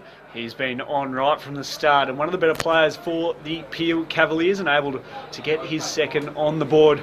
So is he a contestant for the Dartfish Beanie? He would be, in my opinion. I think he is probably one of the better players on the ground so far. And the big Archie Thongs as well. Well done to Johnny Douglas and the Dartfish team. So every best player on the ground gets a Dartfish Beanie and an Archie pair of Hong Kongs, and they are sensational. Over the top there is the Goldfields by a chain of handballs. Falls in the hands there of Smith. Smith on the right. Small over the top. Simons couldn't bring that in. Ball to the pack. Cavaliers brawn to bring out. They have numbers here. Can go up the corridor, and they do. Good effort and kick then found Jews. Jews through a handball. Kick the ball down the half-forward flank. Overcooked the kick though, and taking a good defensive mark for the Goldfields. That player is Hooks. Hooks on the right, brings in the corridor and finds Hughes. Hughes once again uses that corridor. The fast play there finds the hand of Delbridge, the captain, by a chain of handballs. Good play here by Goldfields. Kick it to a big space. Tried to find Wally. He overran it, but still keeps his feet. Good contest there by the Cavaliers. Defensive pressure by Cox was outstanding, but somehow they run and they carry the ball out to Cowdray. Cowdray on his right, and good effort then over the far side, but they have numbers here to the Goldfields. How will it stand? It'll stand up okay. Stand on the contest extremely well. Falls in the hand there of Delbridge. The captain Delbridge had it, lost it. Pickup was sensational by Cortino for the Cavaliers. Tried to find his teammate over there in Gavin. That's Cam Gavin. Lace out Gavin, teammate, and finds Jeff Carter. Good player, Cavaliers. It sure was. And what about a pickup from Countini? He picked it up, one hand, no worries at all. And now Turner, he'll kick it from... When he takes his kick, he'll be right on 50 on an acute angle, and he does the unselfish thing, finds his teammate in Fahy, who will now have a more high percentage shot on goal. And great play there from the Cavaliers. They're able to just pick their way through the Goldfields defence. The defence was asleep, and he found space and time. And Fahy now with a chance to get the Peel Cavaliers' 7th goal of today. On the runway now, he struts in, about to lean back on the kick. It looks good off the boot, and it's straight through the middle. So there's the Peel Cavaliers' 7th, and they move to 7-1-43 to the Goldfields 2-4-16. And with 13 minutes remaining in the second half, it has been all the Peel Cavaliers. Absolutely going for the percentages they are at the moment. The Cavaliers, Goldfields, still hunting, prospecting for gold out there at the moment because they haven't bought too many goals here this afternoon. They've kicked 2 in the first quarter, have not troubled the goal score this quarter so far, or half. So quick games of footy this. They play 2 20-minute halves, and you've got to be on very quick pinball footy it is here at Mineral Resources Park, or Laff Lane. So middle of ground once again, doing the ruck with this time is Brett Blair versus the hard-rucking rider Turner. Sorry, it's not Turner, it's Elliott. It's Elliott gets this one.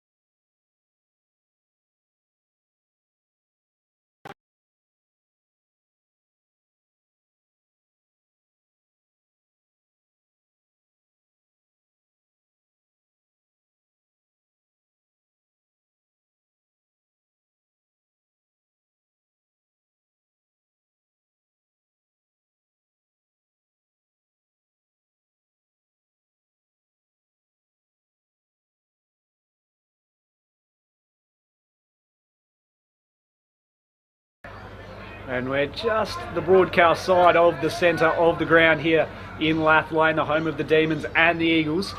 The little handball thrown straight out the back door. Now the chance for Avon to get a little bit of forward ascendancy. They don't though. The handball comes out from Dinardi, gets it out to Meadmore, the vice captain, hands it over again. They're running free here. Farron has it, kicks it high. Good kick just over the head there of his teammate in Farron.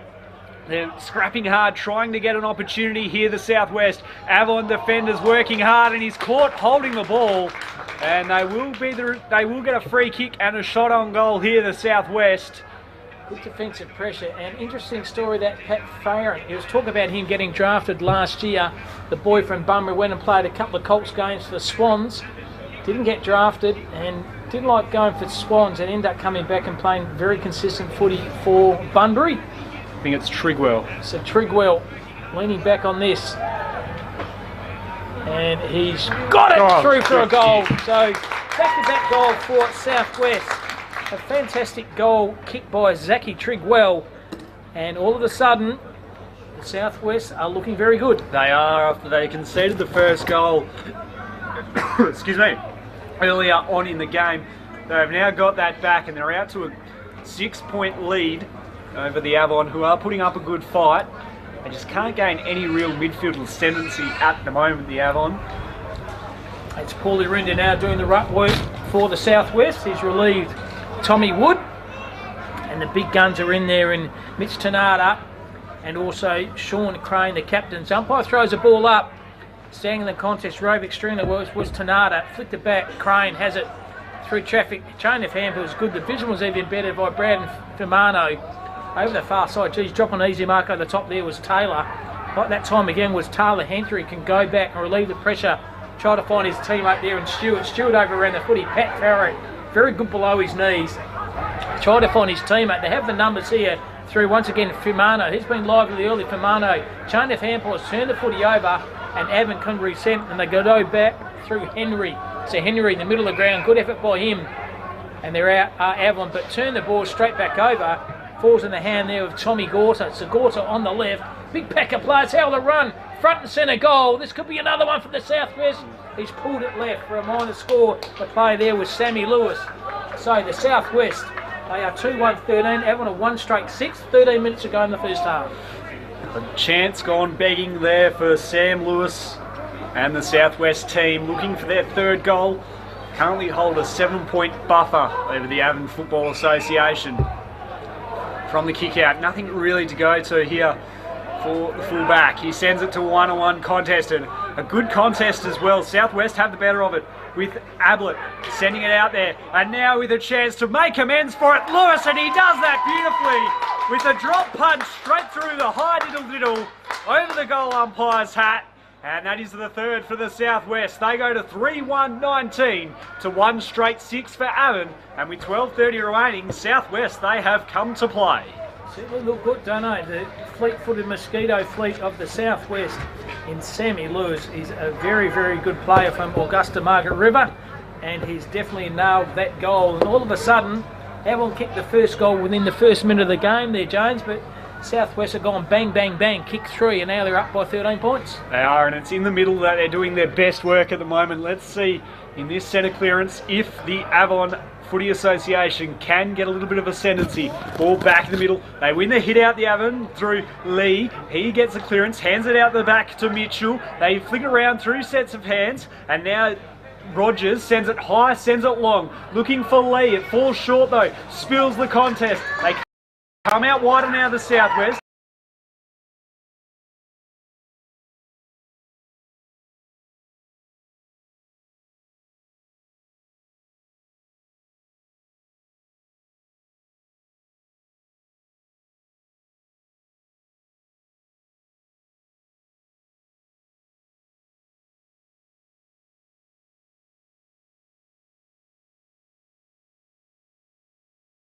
South Bunbury, well done by Gorse to draw the hand over to Quaife. He overran it, Quaife, but pushes the ball in front of him, letting him through, but didn't do that. That play then with Ben Ablett. As they have the ball now through a chain of handballs. The 1-2 was okay through Slater. He was good on his left foot, Slater. Kicks the ball to his half forward feet. Didn't like the kick though, but under pressure he was. And coming through the back is the Southwest. Numbers are though with the Avon. Good tackle from behind by Greggy Humphries, holding the footy. Well done by Humphries. Fantastic tackle by him, the boy from Eton.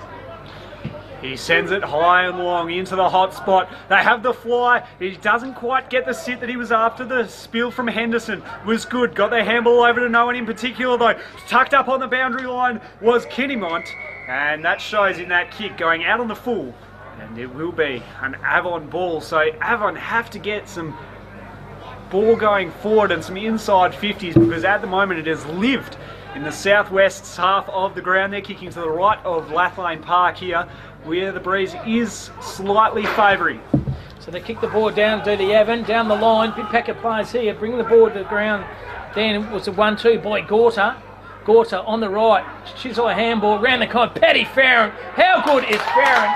Front and centre, this player can play. The boy from Bunbury, Paddy Farron, nails his first, and blink as you miss. Southwest, would you believe there, James? They are 4-1-25 and Avon are 1 straight 6. Well, it's come out of nowhere really. They've had 4 straight goals to the Southwest. Avon have to stop this run of goals, because otherwise, if you let Southwest get any momentum, they take it away from you. And they are looming as the premiership favourites at the moment for the Nutrien Ag Carnival, Country Week Carnival here. Ball back into the middle. It's a class of Pat Farron. That's why he's looked at AFL recruiters last year, James. Like I said, he was played on the permit, a couple of games for Swans Colts, and a man with immense talent and is having a very good season in the Southwest. Plays on the wing for Bunbury and a very good football. There's Tommy Gorta, down back was okay. In the hand there of Crane, the captain. Beautiful kick by Crane. Lace out, finds Heasman. Dylan Heasman can kick the ball on the right to the hot spot, centre half forward. Boy, how the ball comes to the ground, hitting the ball hard as ever. Tackle by Humphries from behind was good. The boy from Eton, Gregory Humphries. Good tackle by him. Defensive pressure from Southwest in the defensive part of the ground has been fantastic, James. The forward pressure is up from the Southwest, and is why they get so many inside 50s. The tap comes away. Farron tried hard, but it's straight to the Southwest. And that's Kinnymont, who snaps it around his body, and he gets the goal. Sorry, Trigwell rather, gets it. His kick too is Trigwell. He's a very, very good player. Is Trigwell. Took this dangle last week. Donnybrook, mate, he stood on some guy's head last week. Donnybrook versus Eton. I was there, James, and tell you what, would have been close to the mark of the year. And he's playing some very good footy at the moment. Zach Trigwell, he's nailed 2, but more importantly, Southwest has nailed 5, and we still have 8 minutes to go in this first quarter. It is worrying signs at the moment for the Avon team. Alarm bells would be going off down in their coach's box. Of course, Tom Lee playing coach. So let's see if they can turn this around. They can't at the moment though. Finamo has the clearance. He steps around one. How about that for the fancy footwork? Sends it to half forward. Humphries is there leading out. Eventually gets the sit. Hands it over the top. Has a teammate running forward, but Avon unable to clear it up now. Henry has it. Flicks it over the top. Has a teammate there. Sends it along the broadcast side of the ground. That's now Stewart. He's going to have to work hard against his Southwest opposition in Gorta. They did well though, the Southwest. They're able to clear it now. Humphries flies high and takes a good mark. Hands it to the runner. Going past him in Kinnymont. He sends it higher up to half forward, to the true centre half forward position. And that was Heasman. Sends it high, sends it look at the full forward over the back. And that is Wood, who takes a beautiful mark over the top of his Avon defender. And now he'll go back from 15 metres out, directly in front, to bang home the Southwest 6th goal of today. And there are seriously some warning signs going off right now for Avon, as he nails home that goal straight over the umpire's hat. That's his first, and more importantly, that's the Southwest 6th. They go to 6-1-37. Avon 1 straight, and we've still got 6.5 minutes remaining here in the first half. Southwest, I tell you what, had the first goal they kicked and they did, James, but they've answered back with 6 of their own. So 6-1-37 to 1 goal straight 6. And they have a tsunami of players running forward, haven't they, the Southwest side? Looking very, very good at the moment. So middle of ground once again, Wood. That is Tom Wood doing the ruck work this time versus Beatty. Beatty wins that one, tries to find his teammate there and flee. He's set upon by 3 or 4 players from the Southwest. One of those was the big ruckman, Tom Wood. The umpire says, give the ball to me at about 5 metres short of the bullseye here at Mineral Resources Park. Wood, beautiful knock by him, but Rove this time by Penny. He's been tackled, holding the footy, and Southwests are away once again through Gorda. Beautiful use of the footy. The 1-2 is okay. Play on an advantage to Gorda. Kicks the ball to the hot spot. Howlett set not well. The defensive pressure by Sam Lewis is sensational. Second and third efforts by Lewis was good. They're under all kinds of pressure here at the Avon, and the Southwest have definitely turned up to play here, James. Don't worry about that. Off the back of a very good day yesterday, and you could see there the pressure that they were under. They just threw away a handball there. Avon putting their teammates under pressure, and from the throw-in, can the Southwest nail home their 7th? We'll find out in just a few moments. Tapped over the back. Humphries had made a beeline. He comes out to Crane, and over the top now comes Fianimo, who then puts it to the right, and it's through for a minus score. They move, the scoreboard rolls over. 6-2-38. The Southwest plays the Avon 1 straight 6, and still 5 minutes remaining. How good was Sean Crane below his knees? That beautiful handball through heavy traffic hit the target. Unfortunately, they couldn't convert, so they bring the ball out to Avon and finds Casey York. So York, half-back flank for the Avon. Nothing to kick to. There's no really run and carry at the moment for the Avon. They kick the ball down the line, and beautiful strong marks being taken by Rowan Ward. So Ward has it. Took the mark there in front of Ben Ablett. So Ablett on the mark here for the Southwest. They go back rather than forward and finds York again. York has to be precision pass, and it was. I found Jackson Slater. Slater has it. He can use his vision, decides to switch the play. Beautiful kick by Slater. Lace out, finds his teammate over there in Morton. Jared Morton, the one-on-one. Howard run, it won't run all that well. Tries to find Ugle. Ugle through traffic was good. In a bit of trouble now, and just holding the footy. Just trying to do too much at the moment, Avon. Now in response, have a look at this from the Southwest. It's just a wave of players. Rinder handing it off. Crane now comes out to this side of the ground. The broadcast wing just in front of us. And he finds his teammate there in Gorda. He's been brilliant down there, hasn't he? He's pushing hard, trying to get some transition play happening. And now it goes over the back. And Wood takes another mark, and he'll line up for his 2nd of today. And it's like deja vu for Avon. It went over the back, and Wood with a very, very good set of mitts. Some players would kill to have mitts like him. Let's see if he can go back and finish the job. Similar distance out, slight angle. Wood, he'll go back. Tyson Wood goes back, and he squeezes it home for the Southwest 7th and his 2nd. So they go to 7-2-44 to Avon 1 straight 6. 3 minutes remaining here in the first half at Mineral Resources Park. How good's Tommy Gorsa been off that half-back flank? It's kind of like the quarterback. He's now moved on to a wing, James, but he does that role very well down at South Bump in the Southwest Footy League, James. He's just the kind of the quarterback for his side, and he just uses the footy so well, does Tommy Gorsa. You'd love to have him in your team. Absolutely, and he's potentially one of the players who might also win that beanie and also those pair of thongs. Back in the middle here, Mineral Resources Park. Avon desperately need to get a goal back here before half-time. It's locked up, not going anywhere, with Tenardi taking in a strong tackle. And we'll have another ball up. So 7-2-44 the Southwest, 1 straight R6 with Avon with 2:34 to go in this first half. The umpire throws the ball up. Wood bring the ball to ground, trying to find his teammate over there was Lloyd Beaver. His tackle from behind was Beaver. That's Lloyd, and the umpire says, give the ball to me. Better pressure this time by Avon and that play there in Cody Fleet. Umpire throws the ball up. Wood, beautiful ruck below his knees. Firmano then on his left, he's non-preferred. Kicks the ball to space. Running all by himself. Dropped an easy mark in the end was Boltree. Fortunately, he's turned the footy over. Putting the heart light fantastic there was Kinnamont. Kinnamont to the hot spot. Oh, just out the mark. A realistic attempt in the mark was that player, Zach Trigwell. Falls in the hands of the Southwest player, but didn't have enough effort. There was Lloyd Beaver, but good defensive pressure. Was that an unrealistic attempt at a mark? I think he got a hands to it just. Could have gone either way though. He just couldn't quite hold it in there.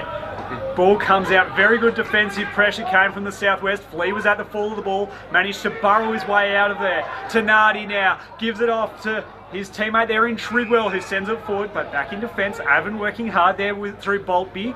Gets it out, switches it to the outer side, and has it over with Jackson Slater. He's been okay. He's been very good in the game we saw earlier in the first game of the day. That's a dangerous kick. Had to be good, it isn't. It's not going to sit well. Here's now Lee. Has to fight hard. Gets it further up the wing. And the mark eventually taken there by Ward. He had a couple of bites of the cherry, eventually gets it though, so he's holding up the play, wanting something to happen. He's going to switch it through the centre of the ground to Morton. Pull the trigger. He's going to now reel around onto his right. He takes a bit of yardage, sends it into the hot spot. 2 on 1, 3 on 1 in favour of the Southwest. Not the right option. They're working so hard right across the ground. The snap around the corner came, but it's just a high up and under. At Southwest, they had the numbers that back there. And now Fisher has it. Brought down in a superb tackle. Southwest, they're fighting so hard. Heisman was there, along with Gator. They're fighting hard to try and clear this ball, and they eventually do by switching it across. It's a dangerous kick, but with a good set of mitts, Ablett is able to reel in the mark and then get it further afield, up to Winder. So Winder has it, decides to play on by advantage. This gunplay here in Paddy Farron. Sells a bit of ice candy to Farron, brings the ball in the corridor. Vision was good and found lace out Humphries. So Humphries can play on by hands. He also can sweep. There's a tsunami of players on the far side for the Southwest. They're just running with will. They kick the ball down the line, 1-on-1. Howlett Sand, Trigwell under it, lost it. Handball's okay. Once again, they have numbers. And that is quarter time. Saved by the quarter time siren there. Sees the Southwest, 7-2-44. Avon are one straight major goal scorers.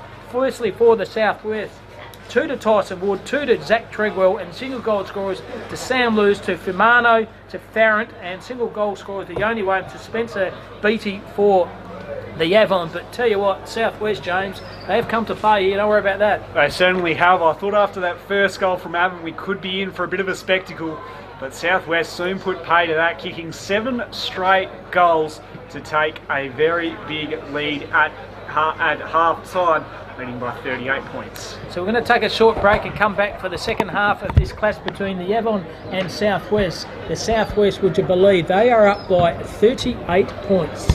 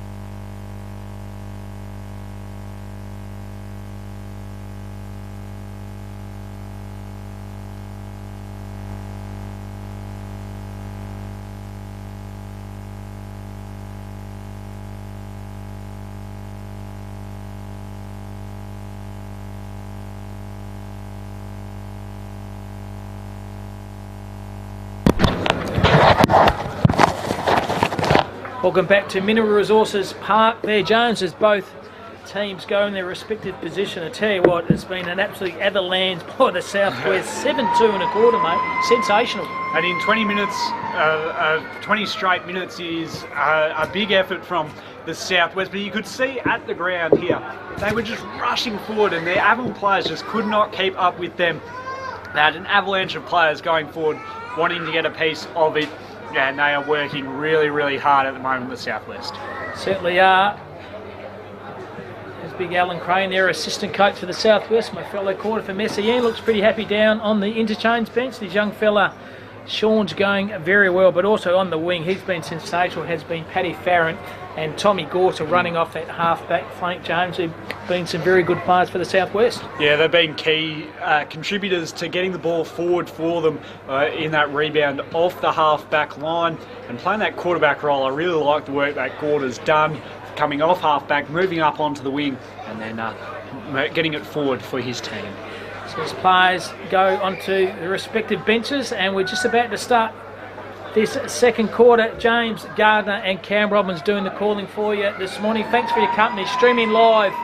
Would you believe we are this game? So umpire throws the ball up. It's Wood versus the ruck, but this time versus Ward.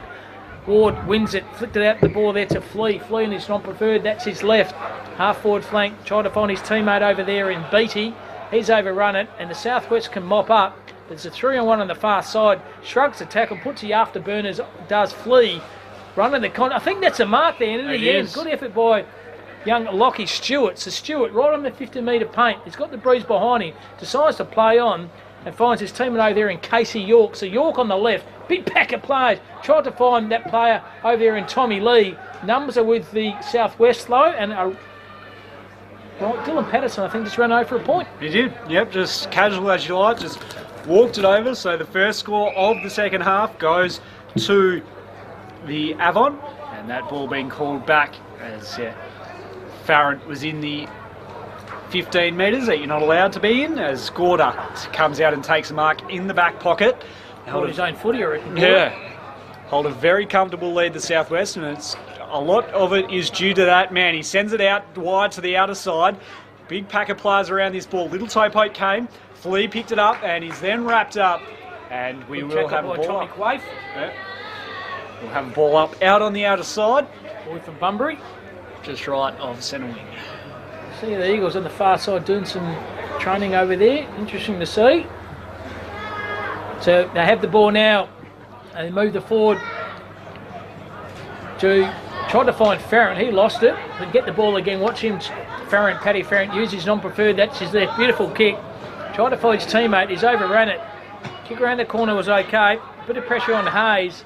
And Tom Lee, unfortunately, hardly sighted in the first. It's been hardly sighted in the second. He was very influential yesterday. Unfortunately, he hasn't had the impact that he has had in past carnivals today due to a very strong defensive unit of the Southwest, and also before then the Great Southern. Ball thrown back into play, and now Flea working his way through, palmed off a couple of players, then throws it on the boot, and a very good strong mark taken there down in the forward line by the Avon forward in Lee, Jordan Lee from Cundinan, who will now go back and have a shot from about 30 out directly in front, and a chance to get Avon back on the board and get their second of the day. So Jordan Lee, 35 metres out directly in front. Breeze behind his back. Should be an absolute gimme here for Lee. Leans back, and it certainly is gun barrel straight for Lee. And that's the start they needed, did the Avon. That is their second. They are 2-1-13, but they trail at the moment. Southwest 7-2-44, a margin of 31 points. Yeah, much the same start for the Avon as what they had in the first half. It's now this next crucial stage. They can't let the Southwest get it on their terms. They've got to try and get some repeat entries, repeat goals, and really lock it in and show a bit of fight and spirit to get this margin back to a respectable one. Rowan Ward thrown in the ruck. He's done okay, bit undersized for a ruckman there, Jones, but he's got a fairly good leap on him. But he's up against a very good player in Tommy Wood, the boy from Harvey. He's had a good season down there, so ball throws up, he wins it, but brought in the contest. Good tackle from behind him by Tanati. So Mitchie Tanati, midfield, player for Southwest. Umpire throws the footy up again. Knocked by Wood this time, brought the bound, tried to find Crane. He's wrapped up by 2 or 3 players. One of those is Henry for Avon. And the umpire says, give the ball to me, another throw up. We'll have another throw up, and a very good tap came from the Avon ruckman in Ward. They get it forward, but only as far as the Southwest player in Heisman. He then gave it back to Flea, who's wrapped up out on the outer side, centre wing, just left of centre here. Southwest kicking to the left of screen, whereas the Avon Footy Association kicking to the right in this particular half. The ball spills free, and now Mitchell is onto it. Hands it over to his teammate there in Rogers. Sends it forward. A big high kick. Under it was the Southwest player there in Crossman. He wasn't able to hold on to it. He then gets his own footy back. He's wrapped up. He was wrapped up on a true centre half forward position for the Avon Footy Association. Thrown back up. Good tap down there came from Wood, but it's locked up yet again. So we've seen a lot of this during the course of the day, where it is being played on the inside. It's just a matter of who can get it on the outside and use their pace better. Flea tried to work his way through. It's locked up again though, and we'll have another ball up. There's a lot of throw-ups here by the umpires. They're earning their crust this afternoon. The umpires in the green, the fluorescent green. The umpires throwing the ball up. It's Wood doing the ruck work again. Bring the ball to ground. Rove off this time by Henry. Henry trying to barge his way through. Gets nowhere. And big pack of players always at the bottom of the pack is young Crane. He picks himself up again. Only about 5 foot nothing, but I tell you what, he gives his heart out every week. There's Crane. Well done by Wood. Brute strength and Rove the footy. But well done by the play there in Ward. Have the ball now through Farrett. Turn the ball though straight back over. Heard the shout over there by the player there in Meadmore. Have the ball now. Done a torpedo punt from downtown 50. And Lockie Stewart, Jones probably had a bit more time than he thought. Yeah, he did. Just rushed, and that's what perceived pressure can do to you right through this game. The Southwest have been putting on a lot of pressure on the Avon footy players. Out now with Crossman out on the outer side. He's going to use his pace to hit up a short. Finds Tenardi. He hands it off to a teammate there in Farrant. He's pushing hard. Sends it now inside 50. It's going to get there on the bounce. Where does it sit? It sits better for the defence of Avon. Hands it over the top, looking for Lee. He's wrapped up. They get it out now to the Southwest. They extract it. They're running hard. Handball over the top came from Treadwell. And it is over the line. One goal missing then. A point. So another chance for a goal goes begging there for the Southwest. And Avon now with a chance to try and get back a couple of these goals that we saw in the first half. The kick comes out, finds the big fella in Morton.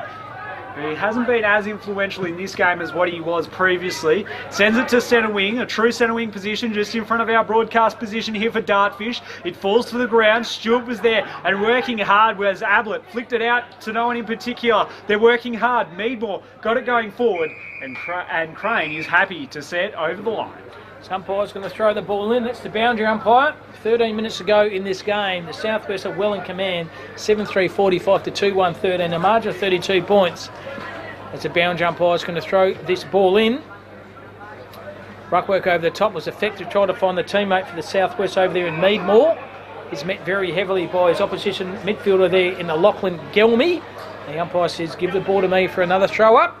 Here we go again. Doing the ruck work. This time is Grinder. Grinder brings the ball to the ground. Tried to find the 1-2. One was Fimano. Ball comes to ground. Crane had it, lost it, and good mark's been taken and can relieve the pressure. Jordan Henderson for Avon. Henderson sends it out wide looking for Rogers. He's got 2 to beat and he's unsuccessful in that. And it's seen over the boundary line and out of play just in front of our broadcast position here at Mineral Resources Park. Thanks for your company. James Gardner joining you in the commentary box with Cam. So the ball thrown back in. It was a wayward throw, a shallow throw in, and it's going to be called back on a chilly Saturday morning here at Lath Lane. At least the rain stopped there, James. Yeah. We're going all right. So the umpire's going to throw the footy in. How will it go? Doing the ruck work this time is Rinder for the Southwest. Brings the ball to ground. Try to find the play there in Crane. Here's somehow chisel the ball forward, did Crane. Pick up, though, was pretty ordinary. Through traffic was even better by the Avon player.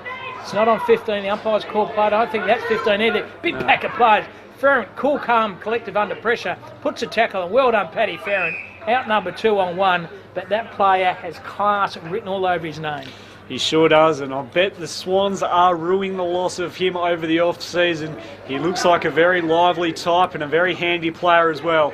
So the Southwest, they extract it now, but only as far as the Avon defender. It falls now for Gelmy. He'll get it back. He'll get it over the top. Rogers throws it on his left boot. Just a high up and under kick. Wanting an option. It spills to the front of the pack. Who's there for the Avon Valley of Avon? No one in particular. It falls now. Ablett extracting it. Hands it over the top. They're now able to get it around to Farrant, who takes a pretty simple mark out on the boundary line. Gets it further afield. Couldn't hold the mark on that occasion. Taylor. He gets it right. He goes right back to Ablett. Not 15 to Crane. Crane the skipper. Nowhere to go, so he has to go back to go forward. Switches it out.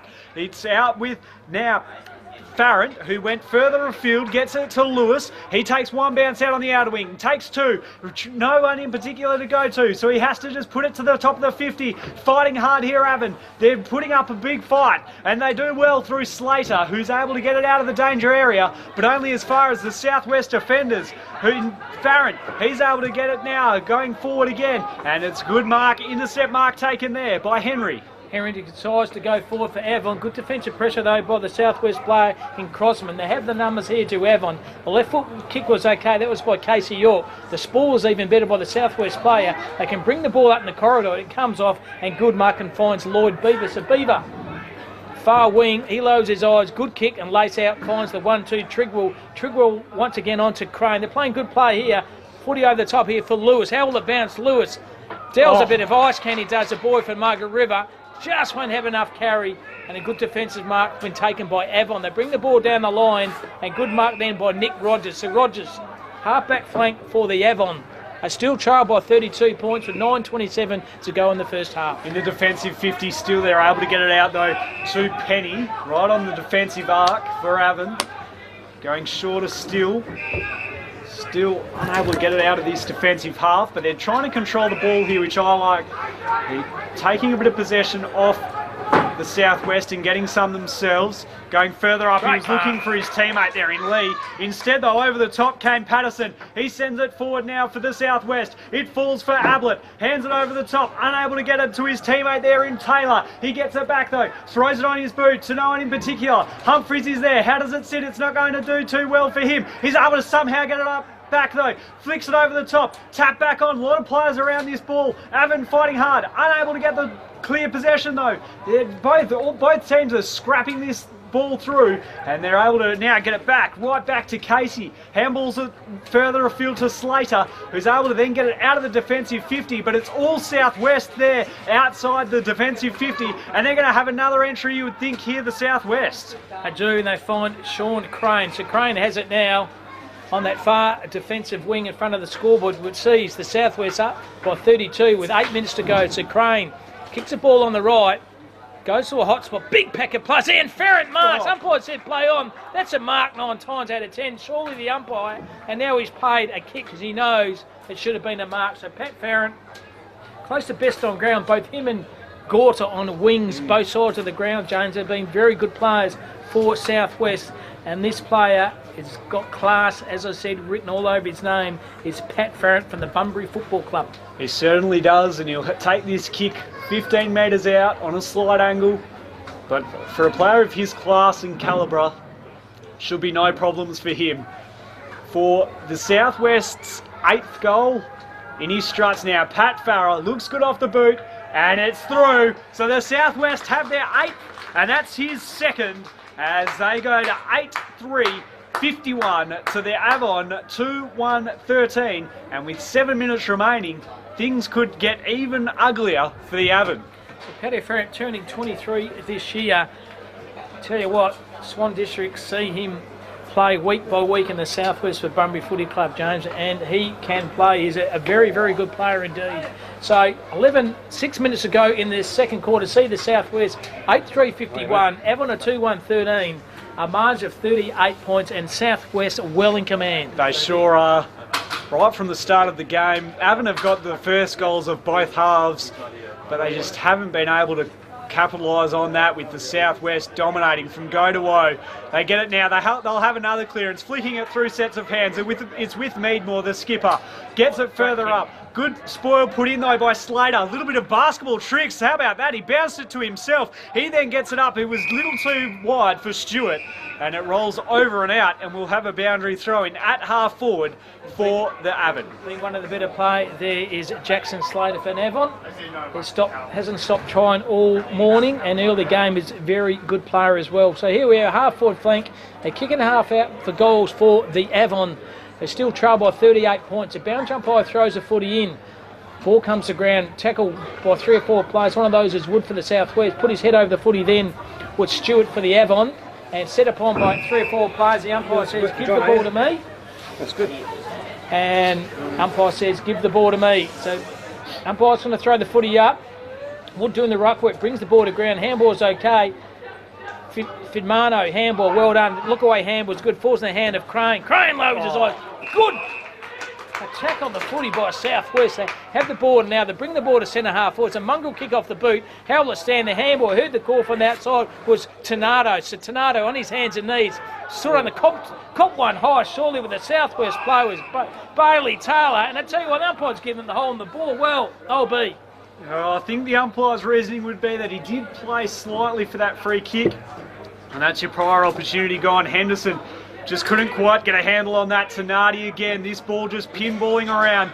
Now Avon with a chance to get it forward. It falls in the hands of Henry. He's a good little player. He gets it further up. Now to that number 12 in Ward. He moves through the centre of the ground and a great kick, and he finds Morton. With the one sock up, he takes the mark about 35 from home, directly in front, and a chance for the Avons. In fact, it is Beattie. And a chance for the Avons' third goal of today, and their first since the start of this second half. How good was that kick? Yeah. Lace out, wasn't it, by Henry? Sensational. So here he is. Beattie has not trouble with this. Sorry, he has his kick one in the first quarter, leaning back for his second, and that is a pretty ordinary effort by Beattie. Did not kick through the footy, and unfortunately, it's gone through for a rush behind or out of bounds. I think it's the latter. So boundary line throw in. 4 minutes to go. Southwest will have another victory here in the Nutrien 2022 Division 1 Championships. They have been fantastic. The boundary umpire throws the footy in. What rough work done then by Rinder for the Southwest. Knocked it over for Gorta. He's been sensational. Had scored a draws the player over the top. Force in the hand there of Crossman. Handball over the top with the 1-2 to Ablett. Ablett on the right. But good defensive marks been taken by the Avon by Ward. Tell you what, if you're one of the selectors from Waffle Sides, you would be penciling down some of these Southwest names because they have been on fire today. Beattie, he was first to the ball, but he's then taken over the line and out of bounds. So we'll have another boundary throw in here with just 3:30 remaining. It's been just about the perfect game from the Southwest as they start to ready themselves. You'd think that they would be in the final tomorrow at the Wacker Ground in the Division 1 Grand Final. Ball thrown back into play, tap down, and a very good clearance there came from Crossman. He gets it further up and he finds Lewis on the defensive 50 at half back for the Southwest. He's going to bite off this kick. It was a high up and under, a dangerous kick, but it pulls off okay to Meadmore. Meadmore goes further out onto the broadcast side, goes laterally. Pethybridge finds the option inside. He was affected the kick though. There's numbers though for the Southwest. It finds to Meadmore, the vice captain. He gets it further up to Rinder, switching it right across. So they've gone from one end to the other here for the Southwest. Gorta, beautiful kick. Gorta straight in. He's been one of the best today. Tenardi, another one of the best for the Southwest. Fianamo runs, takes a bounce, runs inside 50 and then puts it up to the top of the square. The spoil came from behind. It went over the top of the head and it now falls in the hands of Henry. His kick wasn't a great one though. It falls to Wood. Then to Lewis, he palms off one, sends it inside 50 again for a repeat entry. Humphreys came out to meet it. He's going to swing around, handballs it over the top, draws the player. Heisman throws it on the boot. Looks good. Would this be a goal? And it looks good. It is. There's the Southwest ninth, and that is his first of today. And so the Southwest, they go to 9-3-57 to 2-1-13, and with 2 minutes to play, the Southwest are home and host. Dylan Heisman, the boy from the Bunbury, mate. He is a very good, prominent player in the Southwest, Dylan Heisman. And a beautiful front and centre roving by him. And I tell you what, like you said, James, they have been a very good side here this afternoon, the Southwest that is. They kicked 7 in the first quarter. They've now kicked another 2 in this quarter, and they are in front by 44 points, 9-3, that's 57 to 2-1-13, and they had winners all over the ground. It's going to be very difficult to pick the best player on the ground because there's been a lot of them for the Southwest. Miller Ground once again falls to the hand over there. Handball 1-2, Firmano on the right. Lace out, good strong mount. Shawley's played that, and they do play onto advantage though to Lewis, and unfortunately it's going to come back. The boy from Augusta Margarita want to have a shot at goals, James, but unfortunately, umpire says the mark stands. Yeah, so it is with the Southwest player here. He isn't named in the budget, so it is hard to work out who this is, but he is about 47 metres out from goal. He'll kick it from, you would think, right on the paint of 50 in his struts. Outside 50. Jeez, it's a nice kick nice off the roast. That's straight Looks over the good. goal umpire's That's head. through. Goes bang, another goal to the Southwest. And kicking 10 goals and a half of footy is very, very good kicking by the Southwest side, and good coaching by Chris Kinnamont, and ably assisted by Alan Crane. SEN caller in the Southwest is Craney, and also a part-time person there in doing the assistant coach work for the Southwest. So here we are, 10-3 to 2-1, a margin of 50 points. It's been a dominant display by the Southwest. After the Avon kicked the first of both halves, the Southwest ran out winners. They win it by 50 points. It was 10-3-63 to Avon 2-1-13. A dominant display, and they are surely favourites for the Nutrien Ag Country Championship. Absolutely major goals for each respective side. Firstly, for the Southwest, 2 goals to Tyson Wood, 2 goals to Pat Farron, 2 goals to Zach Tregwell, and other goal scorers were Sam Lewis, Heisman, Firmano, and also Rinder. And for the major goal scorers, Jordan Lee kicked 1, Spencer Beattie kicked 1. Our Dartfish player of the day, I think we can't go, number 15, Pat E. Farron. He wins the Dartfish beanie and also those beautiful thongs. We're going to take a break here. We're coming back for the next game at 11:45. It's furious games of footy here. We see the Peel versus the 8 Upper Great Southern. It's going to take a short break and come back at about 20 to 12.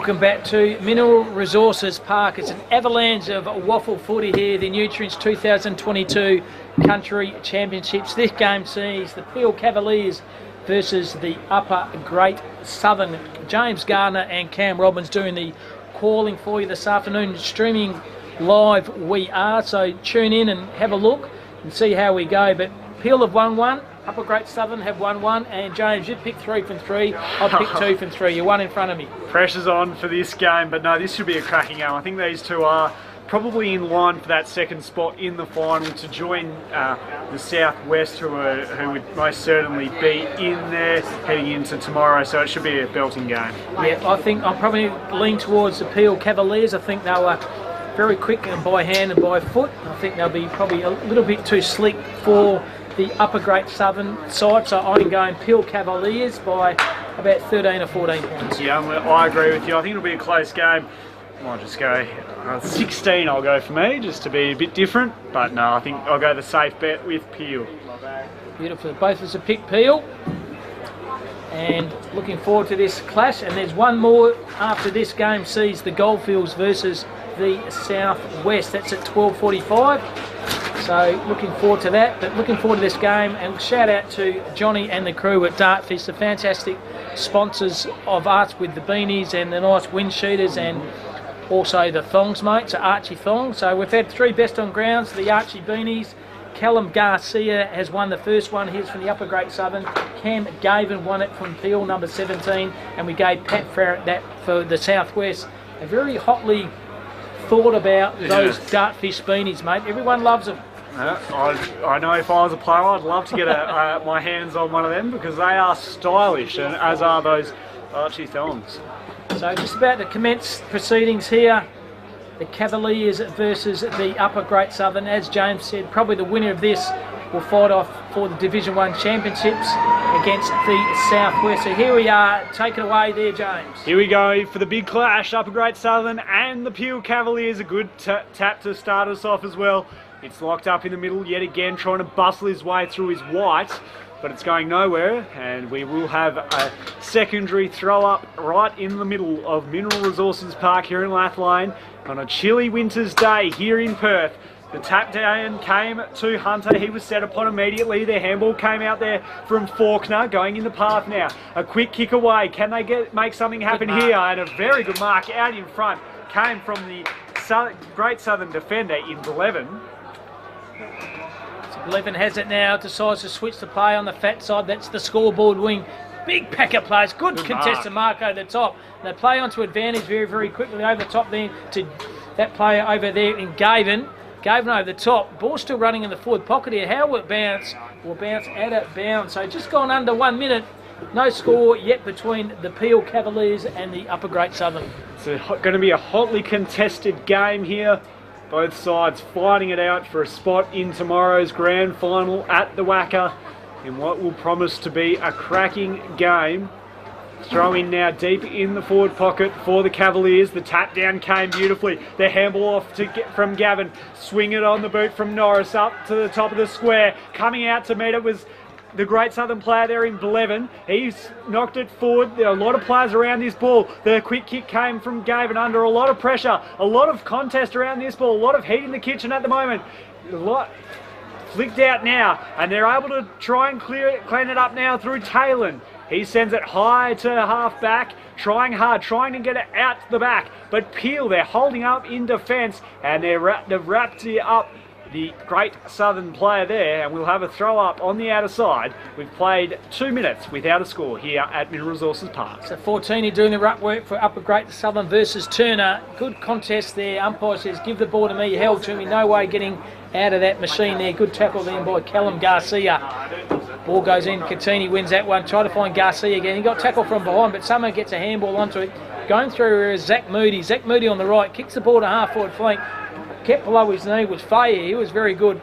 Over the top of the far side there is Bromley. He goes back, good vision, and finds Callan Jews. So Jews can switch the play again and finds Zach Moody. So already had a lot of hands on the footy, has Moody. Decides to plunge. It's a mongrel kick without numbers. 2 on wing. One of those is Faulkner. Flicked it over the top.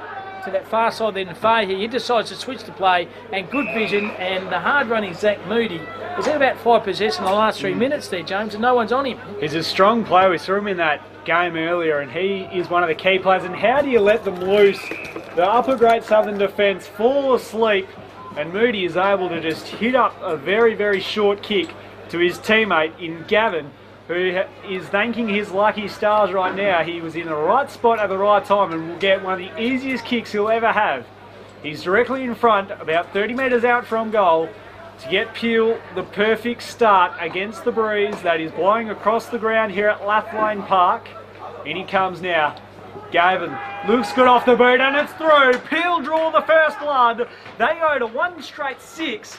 The Upper Great Southern yet to score, and we've played 3.5 minutes here at Mineral Resources Park in the big one between Peel and the Upper Great Southern. Well, there are 2 players out, the Gavin brothers, but that one this time, Kyron, who's probably under the understudy of Cam, but he's kicked his first goal, and good effort from Peel. It's just taken 3.5 minutes to register their first goal. It's probably kicked into a bit of a reprise too, Jones. Probably worth 2 or 3 goals to the right of the screen. So good start by them, by the Cavaliers. They are 1 straight. Upper Great Southern yet to score in the middle ground once again. Doing the ruck work this time is for the play over there in Turner. He wins the contest over the top there to Gavin. He kicked the last score, draws a handball over the top to Moody. He's been everywhere. Moody and also Norris. All comes to ground. They have the numbers here. Upper Great Southern 3. Garcia can draw the player over the top. It's an effective handball there to Barker. To Barker on his right. Kicks the ball down the line. Turns the ball straight over. Moody again. He's been prolific, Moody. Beautiful vision is Moody. And finds Bailey Norris. Fantastic play by Zach Moody. He's brought his own footy so far this game here. Middle, it's only early, but he's been very, very good player, Zachy Moody. Running the carry by him has been good. And also great play there from Falkstrom. Did the team thing, drew the defender out, let the space for Norris to lead into. And Moody perfectly weighted kick over the top. And Bailey Norris now reaps the rewards.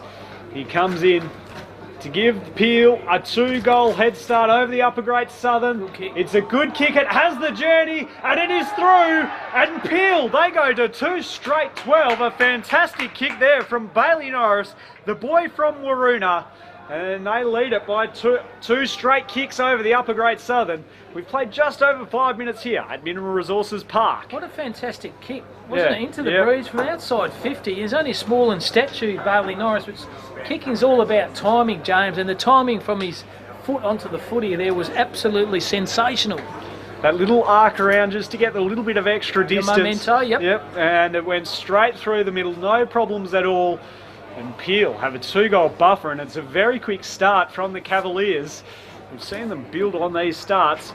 They're a very good football side. Back in the middle now. Both ruckmen had a piece of it. Came down to White for the Upper Great Southern. But again, Moody is there to chop it off. He gets yet another possession. Heads out to the outer wing. And now he has runners there with Fish. Fish has it. Wanted Norris. Instead he goes out the front of the contest. Norris gets it now. Under a bit of pressure. Sends it high and long to the half forward. And a very good mark taken. The intercept mark taken from Upper Great Southern. They bring it out wide to this side of the ground. And it is with Barker. Barker gets it off the hop, sends it to the broadcast wing, and he finds there Padwick, who was very good earlier today, kicking a couple of goals and being in the running for the Dartfish beanie. He was unlucky to miss out. Sends it high along to a one-on-one contest. White is there, spilt the mark. Garcia manages to get it. Jew now sets his sight on goal. It falls short though, it goes wide, and they're able to clean it up here, the Cavaliers, and take it over the boundary line through Carter. Geez, Addison Jew should have done a lot more with that with Upper Great Southern, but probably credit where credit's due to him. He didn't have anyone running at him, but unfortunately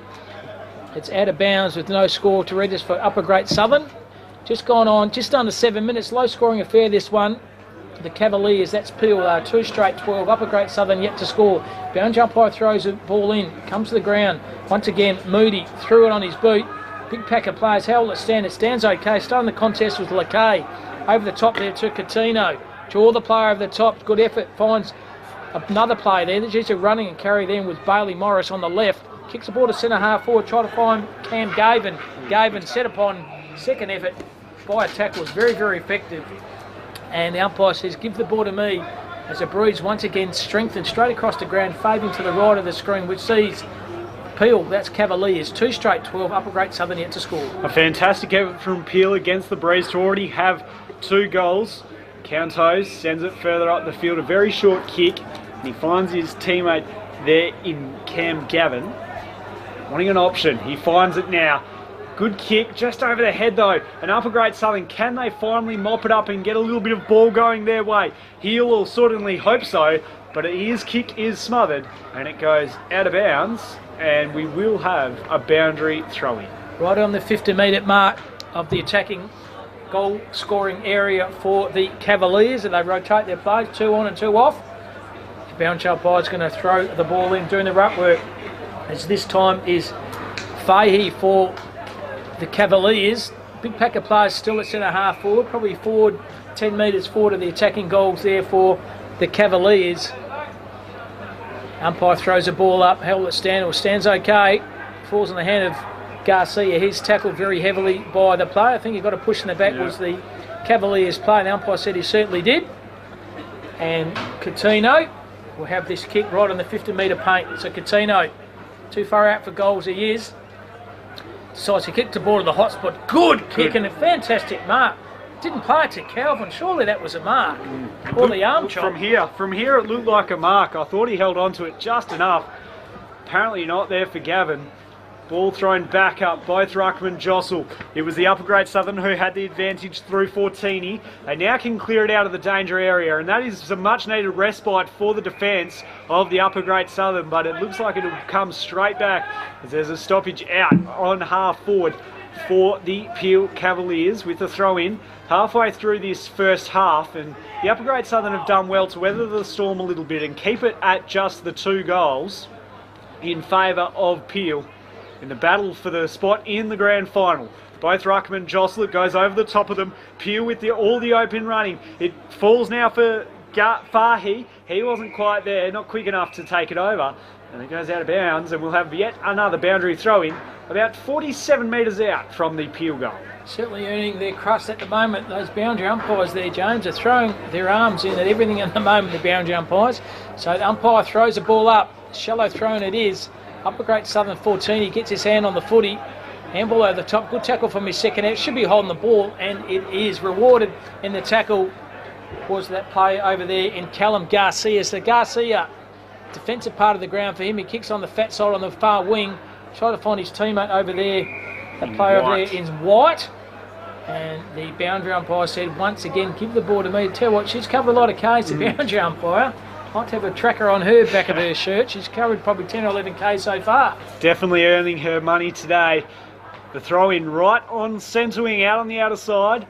In no man's land at the moment for either side. And the flick overcame from the Peel Cavaliers. They have it now, open running. A very good kick, almost the chop of the arms. Is this Norris again? No, it isn't. In fact, it's Fuson. Got the little check side grubber kick, and it comes off the toe of O'Sullivan, and it rolls out of bounds. We'll have a throw in, and he's not happy at all, the Great Southern defender there, O'Sullivan, because he has given Peel another opportunity to score from the stoppage, and we know how prolific the Peel midfield is in this Nutrien Ag Country Week Carnival. Throw in now. It's a good one as well. No Great Southern ruckman goes at it. So far he had all the open ground. He got his own ball and he's taken high. So we know that he's a good little goal sneak. And he'll now have a shot from 40 metres out on a 45-degree angle. We're right behind this kick here in our Dartfish commentary position for filming footy here at the Nutrien Ag Country Championships, to give Peel a 3-goal lead. Nathan Fahey from Pinjarra. He lines it up. The 24-year-old comes in now. He'll kick it from about 48 metres. He doesn't strike it well, and he hooks it to the left. And it is, in fact, missed everything. I think he had the right ideas, because the Breeds is going to go from left to the right, James, but hooked it a little bit too far. So Upper Great Southern can relieve the pressure, and they do, and finds Heel. That's Jordan Heel. Back pocket they are for the Upper Great Southern. Still yet to register a score on the scoreboard in this game. So he kicks the ball down the line. He's going to hold up in the Breeze, comes to the ground. They have the numbers around the contest here. Through traffic by Melbourne was very good, but rode off his own ball. Cop one high was Hunter. The umpire said play on, so have the ball. Cop one high again was the player. Then the umpire says finally give the ball to me. few free kicks gone missing there, Jones, but they're umpiring, we're commentating, so we'll stick it to that. Good decision by the umpire. Yes. So they have a throw in right on the edge of the centre square here. In favour of Peel at the moment. Joyce got the clearing kick out, but it could be coming straight back. Garcia is taken high. He's fought all day for the upper Great Southern. He spotted an option in Melbourne. He was coming off for a rest out to the bench. Instead, he now gets a touch on the wing. Broadcast side of the ground, just in front of our commentary position. He wants players to come at him. Nothing forthcoming, so he sends it to a one-on-one contest. The big fly came there from Faulkner, and it's holding the ball. So it will go the way of the Upper Great Southern. They're able to switch it now. They find it in the hands of Paniza. His kick was smothered, ricocheted off. Hughes was first to it, handed over to Joyce. Joyce kicks on for goal, but out the back there was Hunter, who took the intercept mark, and he's able to stop the goal. So Shane Hunter in the back pocket for the Cavaliers, who lead at the moment 2 straight, 12-2. Upper Great Southern yet to score, so Hunter down the line. Big Pecker plays, great mark at the back. Good contested mark being taken then by Declan Georgie. So Georgie, that's Declan. The left footer decides to play on, kicks the ball to the centre half forward. Good kick by him. Big Pecker plays, courageous mark has been taken then by Cam Gavin. So Gavin has it, and he's earned a 15-metre penalty, Gavin. So Gavin running over the mark then was the Upper Great Southern player. I think it was Cameron. It's been hardly sighted so far this game. That decides to switch to play, and they do that very well and finds a Lally. Lally by hands to Fusen. Fusen can draw the player over the top in Moody. Moody back to Fusen. Gavin the 1-argue and the 1-2 over the top. There to Turner. He's met Turnley. Fusen's second effort was fantastic. That young fella over the top to Calvin. Calvin around the corner into the hot spot. How will it bounce? It's a fickle bounce. And they have the numbers there to Upper Great Southern, and Belvin can relieve the pressure for that side. Belvin does momentarily though. It's a hotly disputed ball. The handball came from Garcia over to Padwick. He's been hardly sighted so far in this game after having a very good opening game earlier today against the Goldfields. But instead he's wrapped up here, and we'll have a throw in just left of the centre wing on the Peel side of the ground. With 5 minutes remaining, they've done well, the Upper Great Southern, to keep it at just 2 straight kicks after Peel have had just about all the play and probably should be up by a bit more, but that's due to some good defence from the Upper Great Southern, who have locked it in again, and we'll have another throw up. Ball thrown back up. Ruckman tussle. Both had a handover. Peel come away with it though. Lackey was trying hard, trying to burst through. They eventually do now. Fusen gave it over now to Musika. Musika kicks it into the full forward area. Leading out was Fahy. Fahy couldn't hold it though. It falls short. Upper Great Southern defence working overtime right now. They've put up with the punches. They're on the ropes at the moment, the Upper Great Southern. Jew couldn't hold on to the ball. It's just tapped out of there. They're trying hard to get a little bit of ball movement here, the Rams. They eventually do. They kick it to a 1-on-1. Paddock couldn't hold a chest mark. Cowdrey now comes through. Wanted the backdoor option. Found it in Norris. Tried the little tap on. Padwick got it back. In fact, no, sorry, that's Jews. Jews kicks it down. Wanting an option. He finds it now in White. He hasn't been sighted today. Joyce now goes for goal. It's to the left though, and it's out of bounds. And they should have made a better fist of that Upper Great Southern. Instead, though, it's all in sundry, and we'll have a boundary throw-in. Good calling there, James. Will relieve a bit of pressure, mate. It was hot in the kitchen there for about 2 or 3 minutes. At this stage, 3:42 to go in this first half. The Cavaliers, that's Peel, 2 straight 12. Upper Great Southern yet to score. Umpire's going to throw the ball in. The boundary umpire, Lassie's covered a few Ks here this afternoon. Bit tough to go get your own kill over there, jump the fence and bring the ball out. She does that and does that well. So 5 metres out. Can Upper Great Southern sneak this one through? White used his body well, bring the ball to the ground. Through traffic was good. Once again, the run and the carry by the Cavaliers through Bailey Norris. Kicks the ball down the line, but good defensive mark. It's been taken then by Oliver. Oliver sends it out to the outer wing. It's 2-on-2. Norris and, of course, Joyce.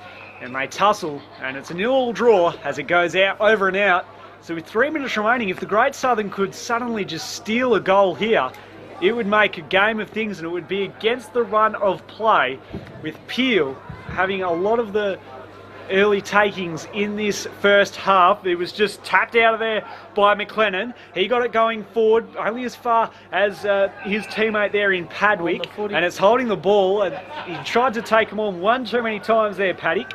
And Lakai is the recipient of the free kick after putting on a lot of pressure, and it's a well-deserved free kick as well. So Lakai has it, decides to switch the play and finds his teammate in Corey Fish, a former player for the Thunder. Fish finds Shane Hunter. Good kick to space over his head though. Through traffic was good. Kept his vision and pace that play over there in Georgie. On the right foot, they kick the ball. A beautiful vision. Well done by the Cavaliers, and finds foot that play over there in Faulkner. So Faulkner on the right, kicks the ball. Great mark. Brodie Wem takes a fantastic contested mark there, James. Wedged between two. Knew he was going to get a bit of claret and a bit of punch behind the head, but stood his ground and took a very good contested mark. This is an important kick, although they do have the 2-goal lead. The Upper Great Southern were coming late. So right on the edge of half time, with a minute and a half remaining to extend this to a 3-goal margin. Here's Wem from right on the paint of 50, strikes it well, it holds its line, it's through, and he has his first, and the Peel Cavaliers are out to a 3-goal lead. They lead at 3 straight 18 to the Upper Great Southern, yet to score. With a minute remaining, Peel will take the lead into half-time. Just their fleet foot, mosquito fleet in the midfield of the ground. And they've got so many heavily. Zach Moody, Bailey Morris, Corey Fish, and also Wes Fewson. James, they are just running amok through the midfield, and they're not being manned up by the Upper Great Southern midfield, and hence they're going forward all the time with the rate of knots are the Cavaliers. And when your forwards can hold a mark like that, it is just such a balanced lineup. Their back line is working hard. They withstood that challenge, and they were able to go down and get themselves yet another goal. So just under a minute remaining, ball back in the middle now. Both ruckmen will go at it. It was tapped clear by the Great Southern ruckman in McLennan, but Peel come away with it now through Jews. He kicks long, and it's a nice little chiseler, and it finds Carter, who will go back and he'll have a shot on goal from the man on the mark is about 40 metres out on a 45-degree angle on the outer side, just under the scoreboard, which reads 3 straight 18 to Upper Great Southern, yet to score. And this will be right on the siren here from Carter. Kyle Carter, or rather Jeffrey Carter from Hall's Head. In he comes now. He'll kick this from 45 metres out. It looks good. It falls short. Was that marked right on the siren? And it was not paid. So the Upper Great Southern get out of jail there. That could have been a 4-goal lead. Instead, it is in fact a point. So it is a 19-point lead to Peel. They lead at 3-1. The Upper Great Southern yet to score at halftime. Major goal scorers, Bailey Norris has kicked 1, Corin Gavin has kicked 1, and also Brodie Wem has kicked 1, and obviously no goal scorers for Upper Great Southern. But a fantastic half by the Cavaliers. They look far too quick and far too slick. We'll take a break and we'll come back for the second half very, very shortly.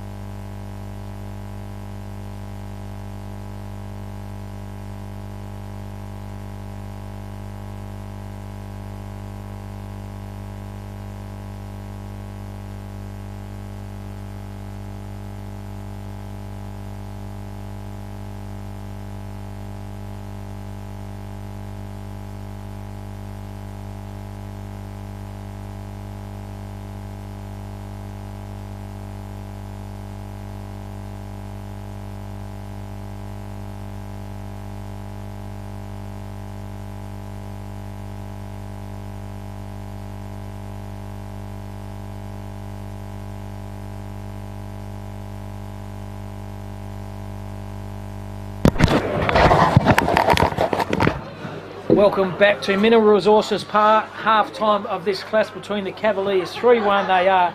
Applegate Southern yet to score. A bit of a surprise in the AFL. North Melbourne, would you believe, James, thanks to your phone, they are beating the Pies. Unbelievable. Yeah, up by 11 points in the first quarter. Still about 8 minutes to go. They're up by 10 points, 24-14, 4 straight to 2-2. So a bit of an upset possibly coming. Absolutely. This game here, as we said, the Peel Cavaliers, they've just been so quick by hand and by foot. They've got the Mosquito fleet, as I said. There's Norris, Moody, Fish and Fuson. They are absolutely running amok. One more game after this, the final game of the day. It's been a big one. We'll see the Goldfields versus the unbeaten Southwest. That game's on 12:45. This game, once again, is streaming live thanks to Dartfish. So tune in, have a look, see how we're going. James and myself, Gardner and Robbins doing the calling for you this morning. And like I said, the Cavaliers are looking very, very good there, James. They sure are. When they get those fast hands going, they are almost impossible to stop. Their midfielders working overtime. Moody's just about bought his own ball today, along with Norris. Fish, who has started to work into the game, and Gavin, he's been good. Jews as well. So plenty around for them. So here we are once again, middle of the ground, about to start this second half. Sees the Cavaliers 3-1 up. A Great Southern are yet to score. Field umpire's going to throw the ball up. Good ruck work by him. Falls in the hands there of Turner. Brink again. Chain of handballs okay through Faulkner. Faulkner met high. Going through the pack, there was up a Great Southern player, then Peniza. Peniza had it and lost it, and retrieving the pressure over there is Coutinho. That's Andre Coutinho. Tries to find the teammate over there in Fahey. Fahey back to Coutinho, but lost his own footy. The pressure was good from behind. There's White, has it. Can fall in the hand there of Garcia. Garcia's put his player under all kinds of pressure, and the cavalry arrives. That's for the Cavaliers in the Peel, and the umpire says, give the ball to me. Yep, so we have a throw up rather, just out on the outer side, along next to the Eagles training base, and the ball thrown back into play. The ruck won by the Peel the Peel Cavaliers rather, and it's locked up yet again. Now what I do, this is live radio, James. I want to let you have a bite of your hot dog, mate. I'll call for the next couple of minutes. Got to get some sausage into your young lads. So they move the forward, they do, to the upper Great Southern. Below his knees was okay, but the boundary umpire says, give the ball to me. Running over there was Cole Barker. It's a fairly quiet game. Has Barker was okay in the first game, but a bit more quiet in the second. So boundary umpire is going to throw the ball in right in front of the big lighting tower at Mineral Resources Park. And the umpire throwing the ball in, brings the ball to ground, tried to find Garcia. The chain of handballs by Garcia was good. They kicked the ball to centre half forward, trying to find Cameron. Cameron's ran at it, stood on the contest well. Jared Cameron for downtown 50. How will it bounce? Bounce, bounce, and goal, Cameron. Good goal up a Great Southern, and good goal, Jared Cameron. Up a Great Southern with their first, able to get back to a 13-point game. And they just give themselves a little bit of a sniff and keep themselves in this contest. And if Jared Cameron, we saw him in that first game, if he gets going, then he will be hard to stop. And also, I'm expecting a big half coming up from Padwick. We haven't seen him much today. Quiet, hasn't he? This afternoon he's been a tad quiet, but he could turn it on at any tick of the clock. So the middle of the ground once again, it's going to be Sam Fortini. He's been the bulk of the ruck work for Upper Great Southern versus Ryder Turner for the Cavaliers. So umpire's going to throw the ball up once again. James Gardner and Cam Robbins doing the calling for you. Thank you very much for your company. Umpire throws the ball up, comes to the ground, tries to find Garcia and Faulkner. It's the latter. Cop one high or ducked into it. Umpire said play on to advantage. It goes in the hands of Coutinho. Coutinho puts the afterburners on, kicks the ball fat side and good. Probably didn't carry 10 to 15 metres. Umpire said yes it did. So the Cavaliers have it and they decide to play. Pulls the risk in the middle of the ground, doesn't come off. They have the numbers here to Upper Great Southern through White. White on his left, kicks the ball to a bit of space. A 2-on-1 here for Upper Great Southern. How will it bounce? Around the corner was okay by Cunningham. Can go way, way back, and they do that to Matt White. To Matt White, absolutely mongrel kick off his boot. But it's going to end up being okay to Justin Joyce. Joyce on his right. How will it bounce? Fickle bounce. Hardwick. Force the hand, but Backwick, and he goes downtown. Point. So just as we were building him up, expecting a big second half from him, he almost delivers. Fish from the kick out comes to the outer side, the fat side of the ground. And good use of the body there from the Great Southern defender. He sends it in forward. Padwick was there. Cameron almost roved it. Norris working hard along with Moody. It's locked in. It could be holding the ball. Umpire circles and it's holding the ball against Cameron. And it goes the way of Moody in the bright pink fluorescent boots. Comes out this side of the ground to Cowdray. Sends it further afield to half back and gets it to Gavin. Gavin wanting an option. Nothing really happening. So he instead opts to go the short to Moody. So they haven't moved a whole lot, the Peel Cavaliers. Just in front of our broadcast position now with Norris along the broadcast wing here at Lathlane Park. Wanting an option, instead he goes the right short, and just as the play was coming off, White pounces on it, goes up to Cameron in the front position, couldn't quite hold the mark, it's going to fall out the back. They're first on the scene, they're the Great Southern defenders. Cunningham gave it across to Cameron, who did the check side banana, and it goes to the near side, and it's just one behind only. Upper Great Southern seem to have a bit of flow with the play now. How can they get back into this contest? They're trailed at the moment by 11 with 15:20 to go in this game of footy. The Cavaliers up by 11, have the ball now. Umpire's call played on, so just going to kick the ball down the far side. Risky kick. How it come off? Tries to find his teammate over there in Cowdrey. Handball's okay, the 1-2. In a bit of trouble now, but puts the afterburners on, does Cortino. Over the top and finds Jews. So Jews, Cortino, no one's on him. He decides to run straight through the corridor to a good kick to space and finds his teammate over there, Masuki, on his right. Kicks the ball to the full forward position. Good defensive mark being taken by Jackie O'Sullivan. O'Sullivan, a very courageous mark, goes to White.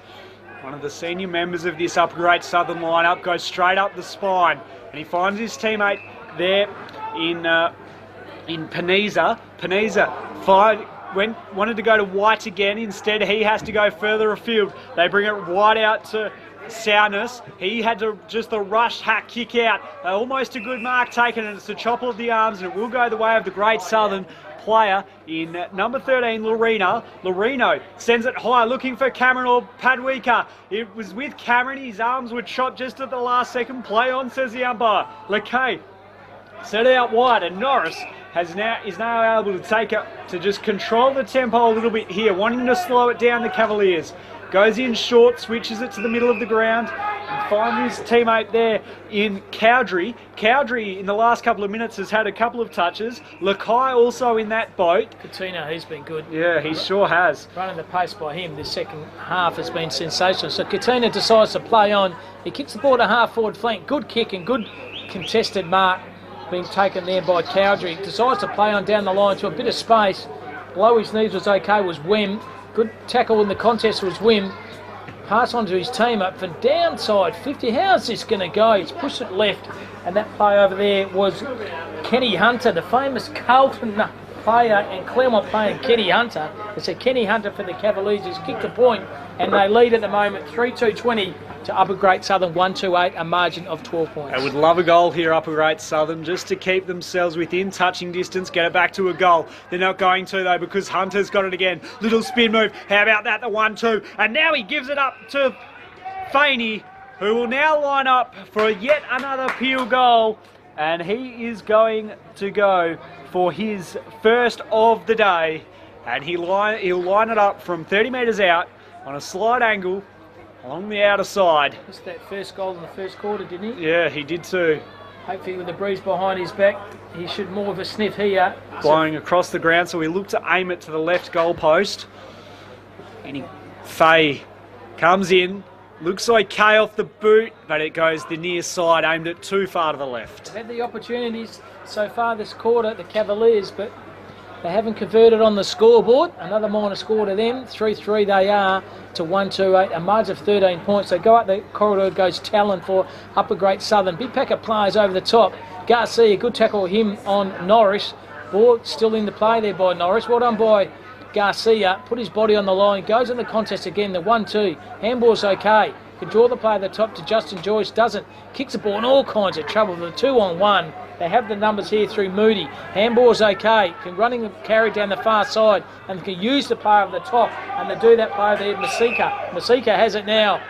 Lowers his eyes. Pretty ordinary kick in the end by him. Outnumbered And 2 and 1, the Upper Great Southern can convert. A good mark there by Oliver. Gave it across to his teammate in Tarlin. Went further afield onto that wing with Heel. He handled it over the back to Dew. He's in no man's land. Gets the old 1-2. He's got nowhere to go though. Just running through the middle. It ricochets off the Peel play there in Fuson. It's now locked in there. So Upper Great Southern, they had the chance to possibly get some forward momentum, and they're going to still with a free kick going their way. And it will go the way of Melvin after he was held without the ball. So Melvin sends it inside the forward 50, right up to the top of the arc. Cameron flew late. Moody had the front position. It falls clear. White shoots on goal, but the defence is there, and the cavalry arrives to knock it through for just the minor score. So Dan Griffin can relieve. He does do that beautiful kick to space, and Laceout finds his teammate Falkstrom. That's Rob Falkstrom. Has it now on the defensive part of the ground for the Cavaliers. Not much to talk about this quarter so far. There's only been 1 goal kick. That was to the Upper Great Southern side. They kicked the ball down the line. Well, Lux of Fortune falls in the hand of the Cavaliers player, and they decided to play on that play over there was Calvin, and applies his teammate over the far side of the ground here for, they can use the play in the middle again. They do that. The run and carry's okay. The Cavaliers just chewing up a bit of time. They can switch the play again, and they do that through Cowdray. So Cowdray has it. Still in the defensive part of the ground. He decides to play on. Cowdray goes on the right foot. Good kick to space. Well done. And finds his teammate here. Lace out. Beautiful kick off the boot by Jews. 1 on 2 here. Falls in the hands of Norris. Norris through traffic. Bit of pace. Oh, he's gone. Behind by Marshall Brown. The 1%ers by Marshall Brown. And that will give Gerard Medlin, the coach of the Upper Great Southern, something to smile about. Can we see a lift now from the Upper Great Southern? It falls free. Brown, here's now Garcia. Gave the handball across, going up the wing. Out this broadcast side. Cunningham has it.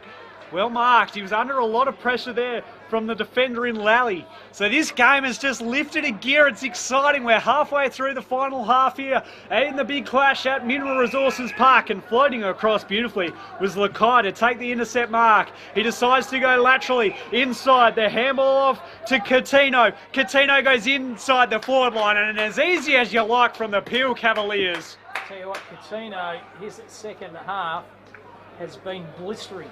Pace, delivery, vision, skill. His name is written all over that. Yeah, with Jews, is it? Possibly. Hope he turn around a minute, mate. Got the binocs on. I can't see if he turns around. It's in fact Number 20. It is Peachy who misses as he hits the post. Didn't look great off the boot, just faded late. So Peel, they hold a 13-point margin. 3-4 plays 1-3 with 8:30 remaining here. Upper Great Southern, can they get a bit of their rebound game going? They go high up to a 2-on-1. Wasn't the right option. Almost the tap over the back came from McLennan. Peel are able to come up at odds. Lakai got it back off his teammate. Gives it back to that man in Masuka. Masuka comes inboard. Hunter through the middle of the ground is able to just control the tempo ever so slightly. Sends it to a 2-on-1 in favour of Upper Great Southern. They're just working so hard at the moment. The hack kick came from Carter, but down there to mark it was the defender in Blevin. So Blevin over the top to his teammate on the far side there in Barker. And Barker found his teammate also there in Garcia. So Garcia has it. Half-back feint, decides to switch the play in the middle of the ground. Good contest to mark attempt then by Matty White. He decides to kick the ball to centre half forward. Tried to find his teammate there in Padwick. Padwick, good, kept his feet. Padwick has it now. Can kick to space. There's 3 players there. Who's it going to go to? Defensive effort by the Cavaliers is fantastic. Can draw the player over the top and can run and carry again through the player there in Hunter. Hunter over the far side, and good play here by the Cavaliers. They are out of jail, and Masika has the ball now for the Cavaliers. Just when you thought the Great Southern had just half a sniff to get a goal, they cut that straight off the Cavs. The ball goes to a 2-on-1 though in favour of the Upper Great Southern. It's spoilt down to the front of the contest. It's not killed. It is now, as Elliott couldn't control it. Goes over the line. We're at half forward for a throw-in. 7 minutes remaining here. This game hangs on a knife's edge. It's Peel, 3-4-22. Leading Upper Great Southern 1-3-9 in the big game here at Mineral Resources Park. The battle to get into the grand final tomorrow at the Wacker Ground to face the Southwest. Here's now Garcia. He got the handball out to no one in particular. He's then held without it. The forward motion at the end was what cost the Cavaliers the free kick, and it was against Gavin. So it will now go to Garcia, who plays on quickly, sends it high and long into the half-forward area. Floating across beautifully. What a mark that was. It came from Cunningham. He handed it off quickly, and now Padwick will have the chance to get a goal for the Upper Great Southern and get this to a 7-point margin and put them within striking distance of the Nutrien Ag Grand Final. Great mark by Addison Dew, wasn't it? And decided to play on quickly by hand and by foot.